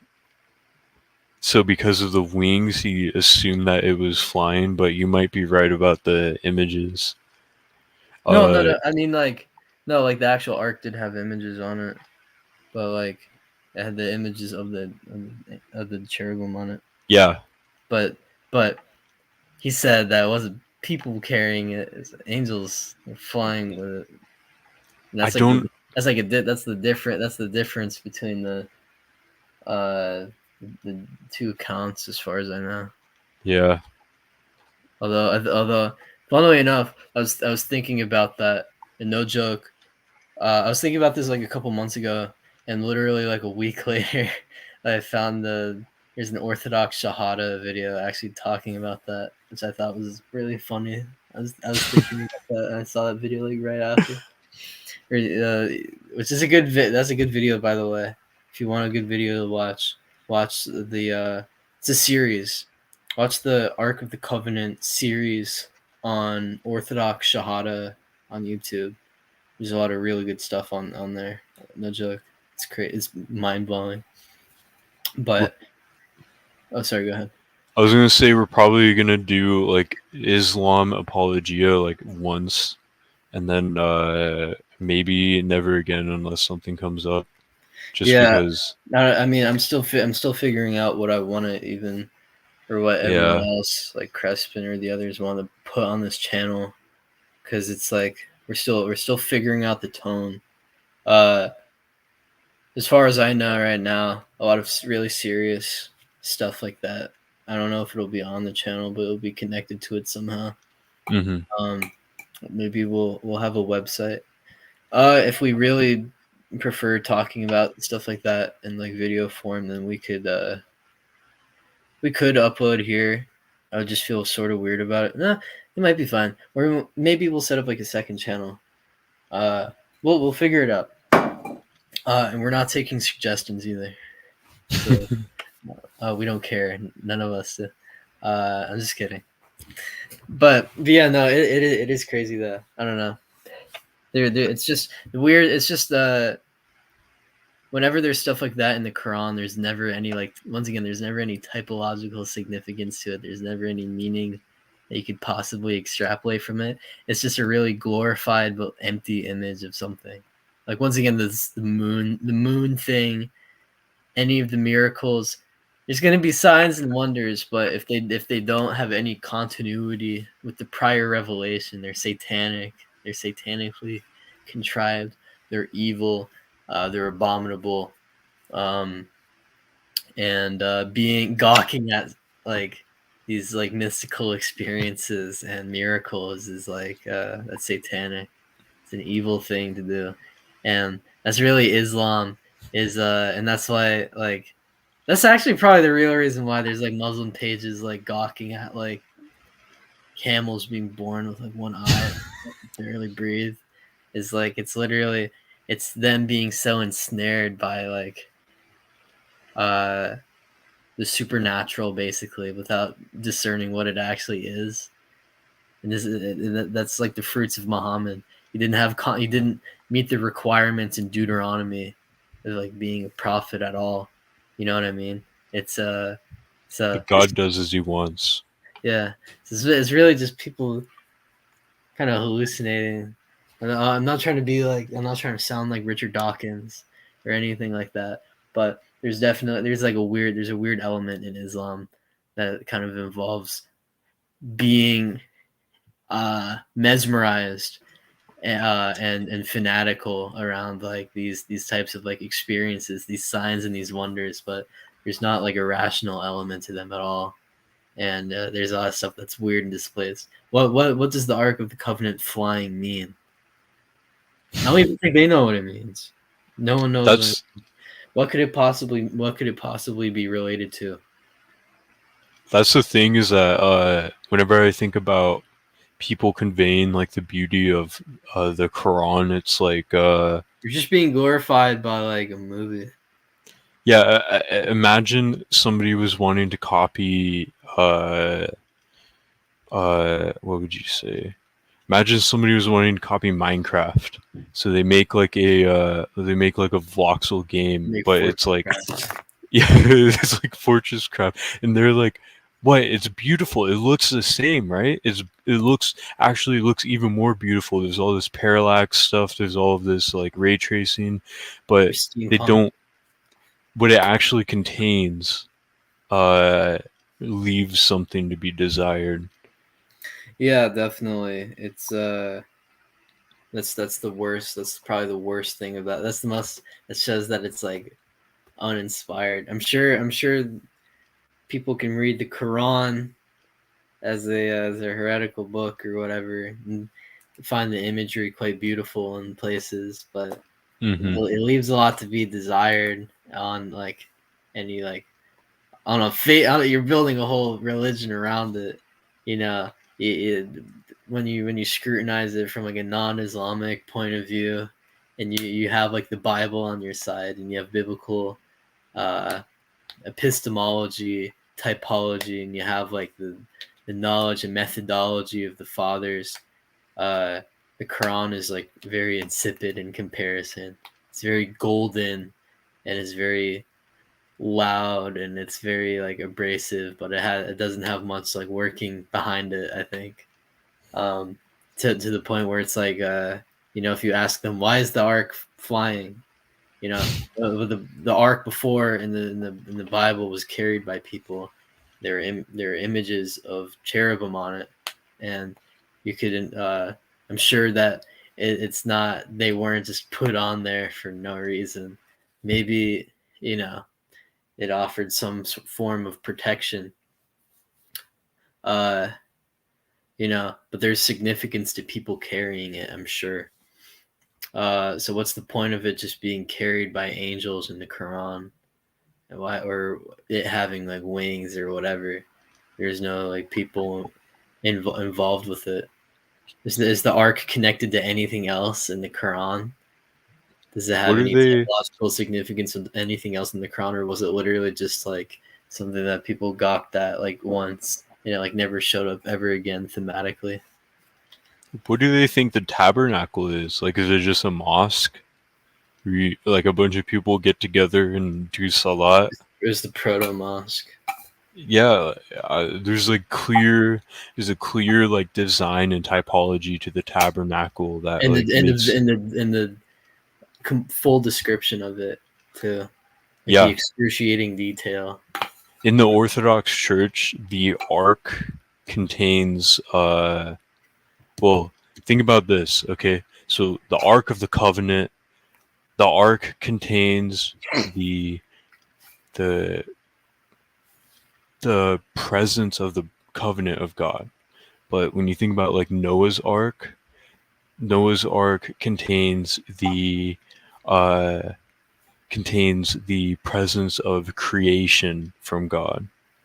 And so in the Orthodox Church, it's like the same thing where uh the ark is holding the physical manifestation of God as the body of Christ. And all of these kind of typologies are lost on like Muslims. They don't really understand it. There's like I feel like everything that they draw from or organize aesthetics around just comes from like the Quran itself, where it's like, No, it's oh well, we completely have these. dependent on the Bible, and you wouldn't know half of the stories or who the prophets were, their names, without the Bible. Yeah, it we have five fountains representing the five ghusl prayers you have to do. We have these squares representing the Kaaba, and which with circles inside of it representing the stone. But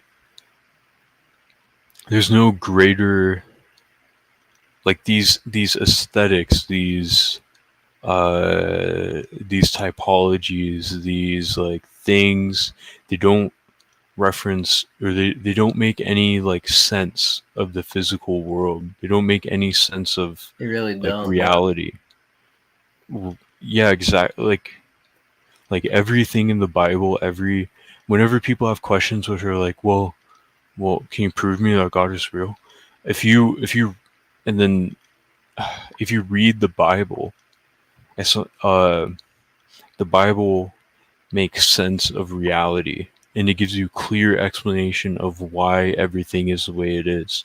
And there's no question that's like left unanswered besides like toll houses or something like that, which Yeah, are like anything that isn't really relevant here, uh, whether you believe it or not, it's not going to like impact your salvation or something. yeah, yeah. It's the only thing that we don't really know about are like uh it's just like super like heavenly affairs things that are like barely referenced by any of the prophets or like exegesis or I mean apocrypha or anything else. Yeah, But and probably stuff that wouldn't be beneficial to people if they didn't know about it in our fallen yeah, state. yeah, It'd that's be, it'd be evil knowledge probably to give to the regular Joe Schmo. like the Acts of Solomon. Yeah, there's probably a reason why that book is lost. Mm-hmm. Why so much stuff from Israel in that time was like obliterated. It's probably tainted in some way. They Yeah. imagine if like the Illuminati was real and they had all of these like super dark like secrets, and then they all got blown up, and all of these secrets were distributed among every single person in the world who were now like wielding magic and like summoning demons all day. Yeah. The chosen It's people. probably good that like we don't know a lot about that. Yeah, Honestly, it's very easy for people to become perverted because they're looking into stuff like that. The other thing I was gonna say, I forgot. There's a just a stupid thing. I don't usually watch, or I didn't usually watch content like this. I'm watching more of it now. Is like apologetic YouTube, I guess. It's just like not a bad thing. It's just I literally didn't watch like too much of it.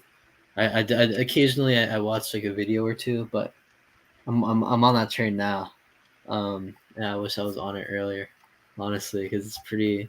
Not just that it's entertaining, obviously, but like it's a good way for me to uh, discern like people's beliefs. I guess I don't know. Mm-hmm. I listen to a lot of conversion stories, stuff like that.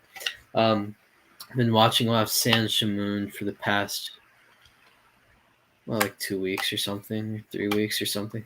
I knew about him, and I went on answering Islam for like the past like really the past like 7 years before I was even really like super like Christian leaning at all. I went on the site anyway, and I knew about Sam Shamoon, but I only really started watching him recently, and he had like a really funny stream recently where he was talking about like Islamic stories, and he was talking about how there was like I forgot there's like a I forgot if he said that there's like a hadith about an ant or a pig or a goat or something. There's an animal that committed like zina, and the other Monkey, the animal monkey. stoned the animal. It was a monkey. It was a monkey committed zina, and the other monkey stoned the monkey to death. And I thought that was so funny, and I would have probably never heard about that if it weren't for I never heard this story. I must go ask the sheikh about it. Yeah, that was uploaded like a day ago, right? Yeah. Yeah, I watched that like a day ago. It was the funniest thing I've ever heard in my life. Yeah, these zealous Muslim monkeys that are like hyper worshippers of Allah, and one of them commits He zina. They stone it to death.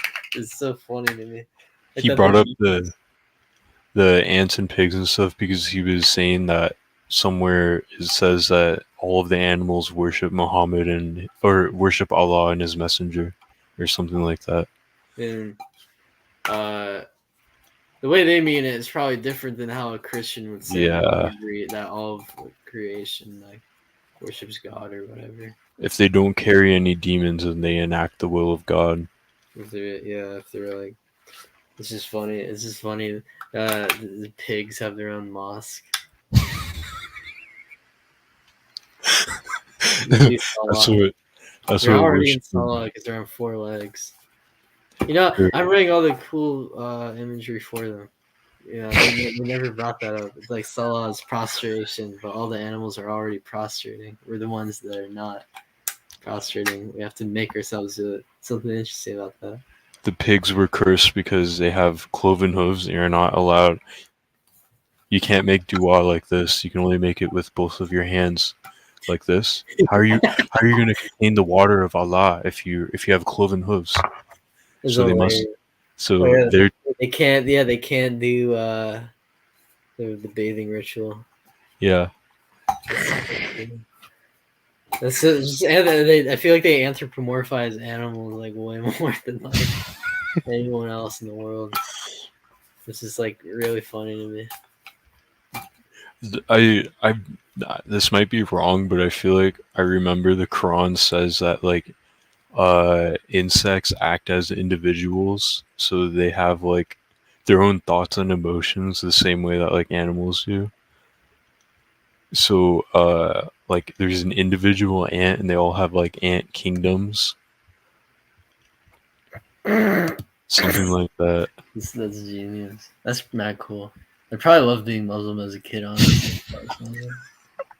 It would it'd be cool. I mean, it kind of turns the world into like a storybook. Yeah, it's like Little Big Planet. Yeah, it's, is how I think about. Doctor Probably, Fetus is like Shaitan. it's Super Meat probably Boy is like Muhammad. Spanish Girl is Aisha. Shaitan's taking your phone. dude. That's And who's Abu Bakr? I don't know the other Super Meat Boy characters. it's Brownie alien and then hominid. Brownie is like he's the black Muslim that converted. This is actually slave. What about Tofu Boy? He committed shirk, so God took all the iron out of his body and made him Wait, is supple. Bukhari the Jewish revert? No, Which one of you're already the isn't he? which one of the hadith writers is a Jewish revert? But whichever one that one is, that's Tofu Boy. That's hilarious. Uh, no, Tofu boy. Dr. Frieda says Shaitan is so funny though because he fits like all the like anthropomorphizing of like the devil in the Quran and the Hadiths. It's like, but Shaitan will like blow on your butt or whatever. That's something Dr. Fetus would probably do. He lives in your nose. He lives in your nose. Yeah, like when Dr. Fetus turns into smoke to disappear. Just like Satan. Half of him enters your nose. Holy shit.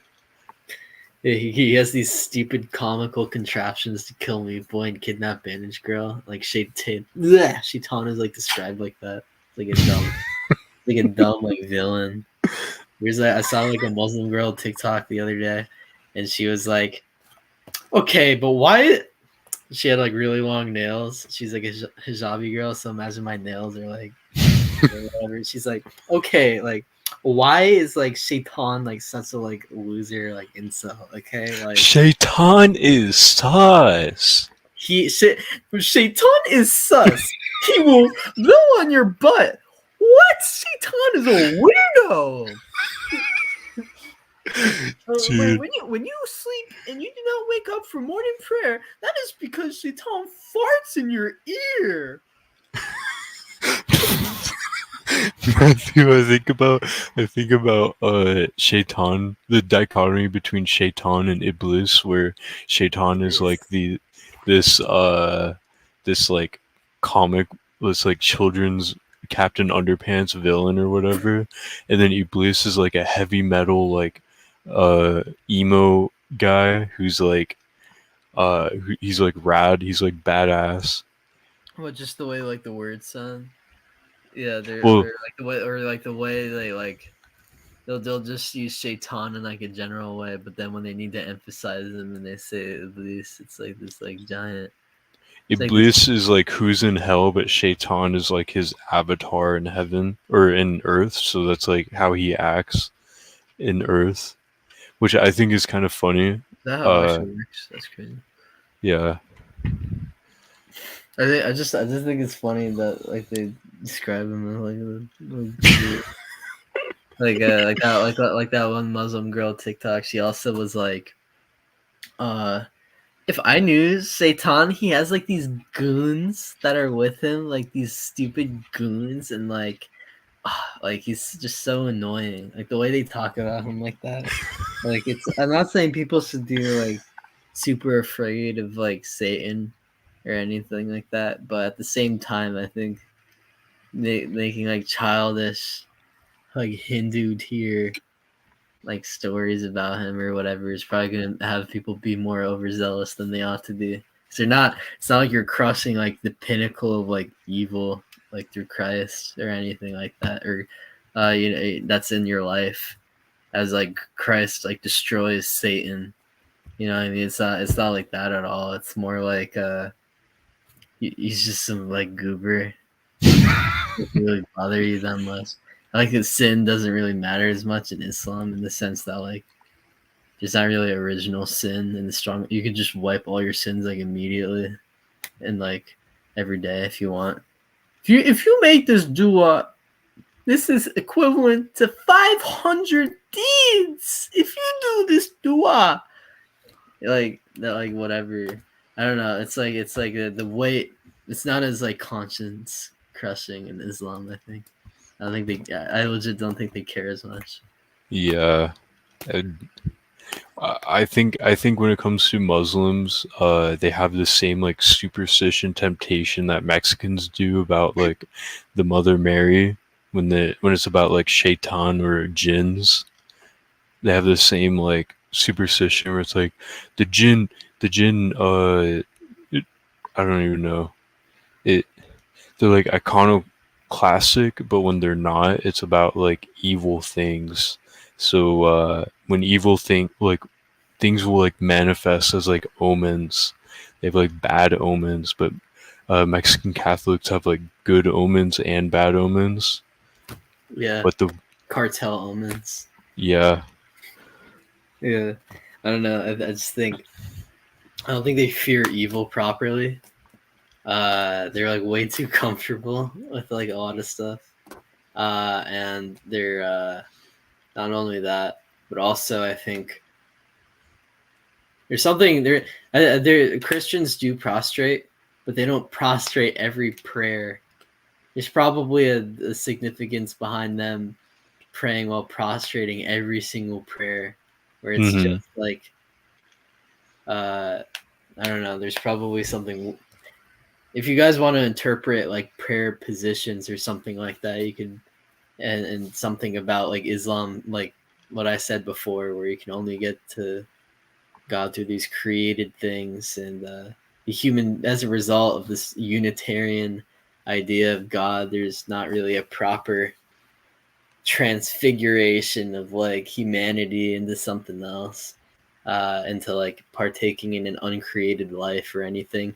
People just prostrate like animals in a way. I don't know if anyone wants to interpret that in like a deeper way. Hit me up because I'd love to hear. But besides that, I don't know. They really don't fear. They don't deal with evil with the same exact weight. It's all like petty, like WhatsApp, WhatsApp wrath. I Uh, always yeah. it makes me think about the 4chan green text about how like the Muslim prostration thing is like waiting for God to like have sex with you, and it's like it's almost like the same thing as like Hinduism, where yoga literally is like being able to have sex with gods and That's like true. spirits and stuff, Yeah, and that's true. it Yeah, might come yoga. from I like a mean, similar place. yeah. Say what you will. If you want to defend Muslim prostrating and just say that it's not complete without other prayers or whatever, but hmm yoga is evil. I think. I hope in the year 2023 we can all agree that yoga and leggings have like destroyed our women in this country and have done like nearly irreversible damage to culture entirely. With the Yeah. like I was talking to one of my friends on Instagram. I don't know. I'm not name dropping him with this specific statement he made, but he's like, "Yeah, when I was like a kid, I saw like, women walking around, my friends walking around with like yoga pants. I knew it was over." Turn me into a beast. It's a piece. Yeah, no, but that's really funny though. But yeah, I can't think of too much more to say in regards to that, other than like hmm the like just the Satan stuff is so like comical and stupid, and all the stories are there. It's like it's kind of if it was just if it was not used to like stray people away from the path of God, it was just like stupid little stories they told that weren't about the prophets. It was about like Luffy from One Piece or something. I think it's cool. Yeah, I like storybooks about like Jonah being I forgot what they even said about they said something weird about Jonah. Um I can't even talk on that because I don't know exactly what they said. But just like being like a slightly heretical like Christian cult. Uh I don't know. And in the end that's all Islam is that it's just a Christian cult. It's a Christian heretical cult. I'm waking the people up watching this. I thought I burnt my camera first. I'm waking the people up watching this because I think some people fell asleep. I think that woke everybody up. Okay. Um.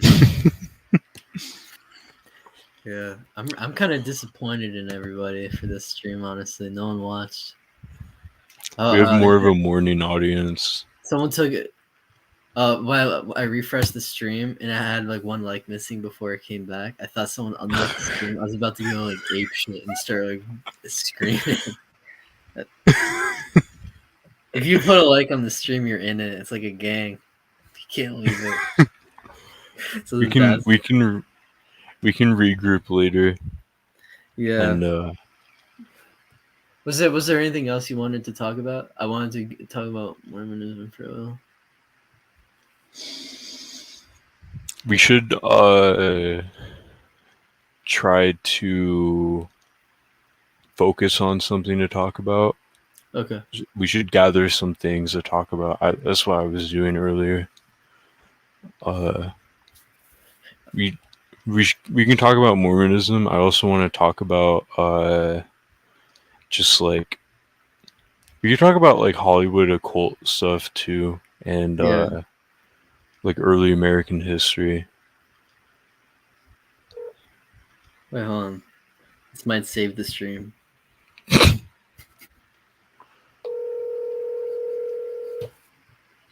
He might be sleeping actually. He probably is. Yo, you're live. Do you want to be on the stream for like 5 minutes? Yo, it's good. Do you want to be on the stream? We'll let you join.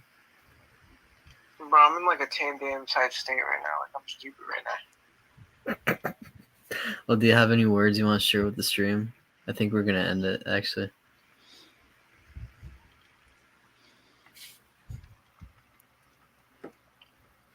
There are no excuses. You already know what to do. Like, everyone already knows what to do, so if you just have it's done. That's it. Type sit. Alright, love you. Alright, love you. Good night, bro.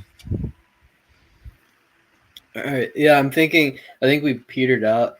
And we should save the really good stuff for the next stream. You guys suck, by the way. I'm really disappointed in you guys. Shout out to Silver who pussied out from talking. Nah, you're just kidding. No, we're joking. Maybe he realized he didn't have a mic or something. Yeah, maybe. Yeah. Anyway, but maybe he can make it in the next one. The rest of you guys, though, I'm a little angrier at the rest of you. So I hope you guys have a horrible sleep that's really inconsistent and bad. And I hope you have sleep insomnia for like a week. I hope you could barely like operate or function because of it. I'm just kidding. Did you have any closing words, Creston? It's just nice to do things, put things out there, get people interested, know. Get people in the mix. Yeah. Yeah. Well, spread awareness. Yeah. I think this was a good stream. I think this is gonna be a gem in the future. There's gonna be that one person that's like watching these for some reason. He's gonna like this one specifically, even though it's like people might think that it's low energy. He's really gonna latch onto it for some reason. You got to think about it, because 99% of people have like no idea what the fuck we're talking about. Yeah, I think I know that guy is out there because I'm that guy for like really stupid stuff.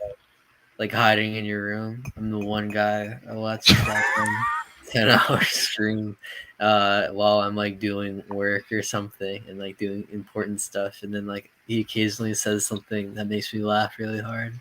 And, like, I'm literally the only person, or like I'm that one guy on that one Osaka syndrome video that has 5 likes. That's one of my favorite videos on YouTube. I know there's people that consume content in the same way I do. So there's gonna be the same way you do, because you do that too. You do you do. So it's gonna exist for this. I know it. No doubt about it. If you guys want to get in like if you guys are like chilling out, it's winter, it's getting winter time, about to start snowing. You got like a free weekend where you're not doing anything. You should definitely listen to Kim Carlson's videos. It's called A Symphony to the Void. They're actually super chill. Yeah, we should we got to talk about him in more depth too sometime. And Yeah, you we will. get to take the lead as well for that because I'll, that's like your expertise.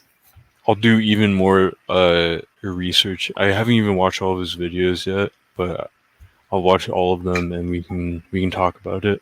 Yeah, no, definitely. Did closing words? Yeah. Well, I'll try to be. I'm debating on the if obviously some live streams are going to be based around like notes. This was literally just a conversation. That was you know, we were just going to talk about whatever we were thinking about. There will be more structured ones in the future.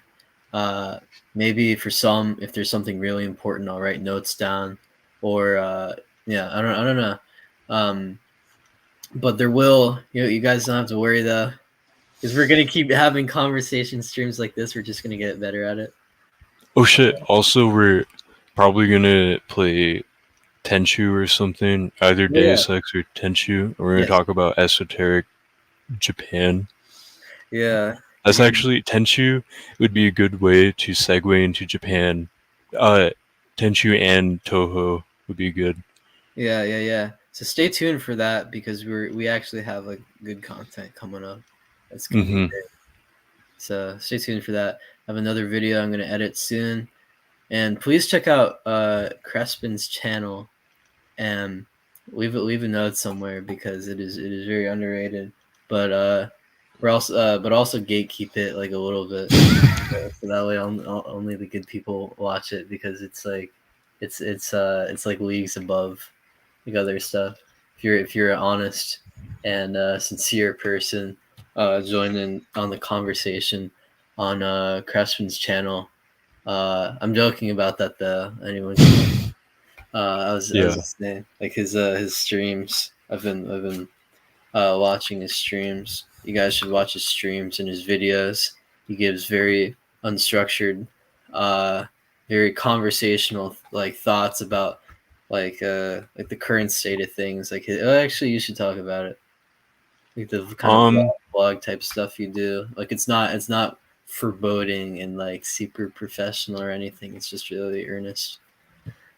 Yeah, I just talk about things as I think about them. I talk to myself all day, so I thought I would record it. And on my streams, I would like to have random people join and talk about stuff, but I'll just talk about like whatever I've been looking at lately. I recently was talking about answering Christianity, and I'm probably not going to finish that article like I said I would. But I basically deconstructed it, and yeah, that's pretty much it. I'm not sure what else I'd be releasing, but one of these days we're gonna get back on the grind in releasing real Zeitgeist Heaven uploads. Yeah, real videos, high production quality, very artsy, very artful, very Billy Berg boutique. You'll like it. Yeah, really, I'm thinking we're going to think of the best way to convey stuff to you guys so you guys get your fix. And you know, we're not striving to be really big. We really just we want to be like the kind of like the Osaka syndrome of this sector of YouTube, wherein there's like a bunch of random 50 subscriber channels connected to each other. That's like this niche is so like specific.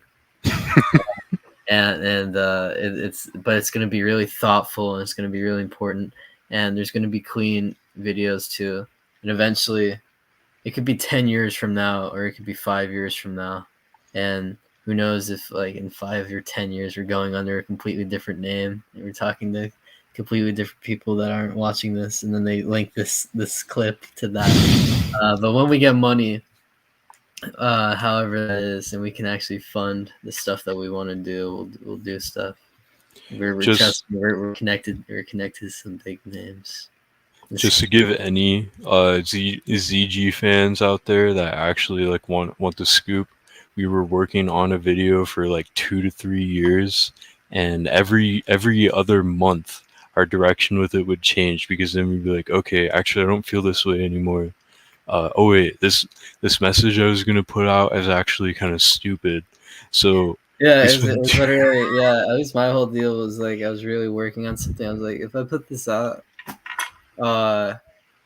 this is really satanic and evil. I need to spend probably a year like repenting for writing this. Honestly, at least that's my. I don't know how the others were. That was my whole deal. we gotta make a mission statement. We gotta figure out a goal. We have to concisely figure out what we want to say with our stuff, so that it doesn't just it isn't something that we regret making like years later. Yeah, exactly. But yeah, that's really the main thing. We've all engaged in different projects for different people that have found relative or actually decent success circulating online. And I don't regret those projects at all. But this is really the first time, really, us have worked on a project that like we're directing on. That's partially another reason why it's been on hiatus as well. For so long, is that we were this. I created this channel. I'm not gonna talk about this for chill. I'm gonna talk about this for Yeah. and then we're gonna end it. Yeah, basically, I created this channel years ago because I wanted to make stuff with a couple friends that was very like amateurish, but it ended up creating kind of a friend group around it, and it became more focused on the friend group, and we all ended up finding our own work anyway. Some people went off to college and didn't have shit. Can you hear me? Yeah, you're working fine. You're just fine. Was I messing up before? No, not at all. Okay, that's surprising. Anyway, yeah, there's like a friend group that was formed around this this stuff, and it became more focused on that, and people drifted away. Some people went to college to study these niches. I worked for a couple people. I was basically doing freelance stuff. I was working on like music videos or composing music, or like beat making basically. So this channel was really neglected, at least on YouTube. There's obviously a bunch of Instagram diaspora that are subscribed. Yeah, there's obviously a lot of Instagram diaspora that's subscribed to this channel. There's a lot of writings were put on Instagram, and there were links publishing pamphlets and graphics and weird art associated to this, but it's so niche. Probably a lot of it's gone and not worth really putting back on the YouTube. Now I think we're in a portion to where this is basically a completely different thing that we want to do, and we're just seeing what we can do with it. It's a fresh start. This is our project that we get to work on now with our free time. We're not working for other people, and it's gonna be good. I think it's gonna be good when we actually, let's just yeah. That's basically that's really the whole inside scoop. But besides, I guess besides that, it's also like it's hard. Some of us have like jobs and not a lot of free time, and then the rest of us were finishing high school. Probably a bad idea to put ourselves out, like ruin our lives completely. But yeah, that's really the main thing. This is just this place. You can think of the channel like this. Various people in this group worked on different things with different people, and this channel basically was just showing that we were connected to each other. Now, people who connected through this channel are working on their own stuff. How about that? That's what it is. It's gonna be good. Once again, we're still figuring out the accents that this channel should have. Please watch Crespin's videos because he's probably gonna upload more consistently and live stream more consistently than me until I get a groove. But yeah. Yeah, we'll figure everything out, and we have high hopes for the future. Definitely. And Yeah, with so everybody that we know. Yeah. So stay tuned. And that's Yeah. about it. You can share the stream. All right, you guys take care and God bless. God bless, guys. Keep us in your prayers. Yeah, of course.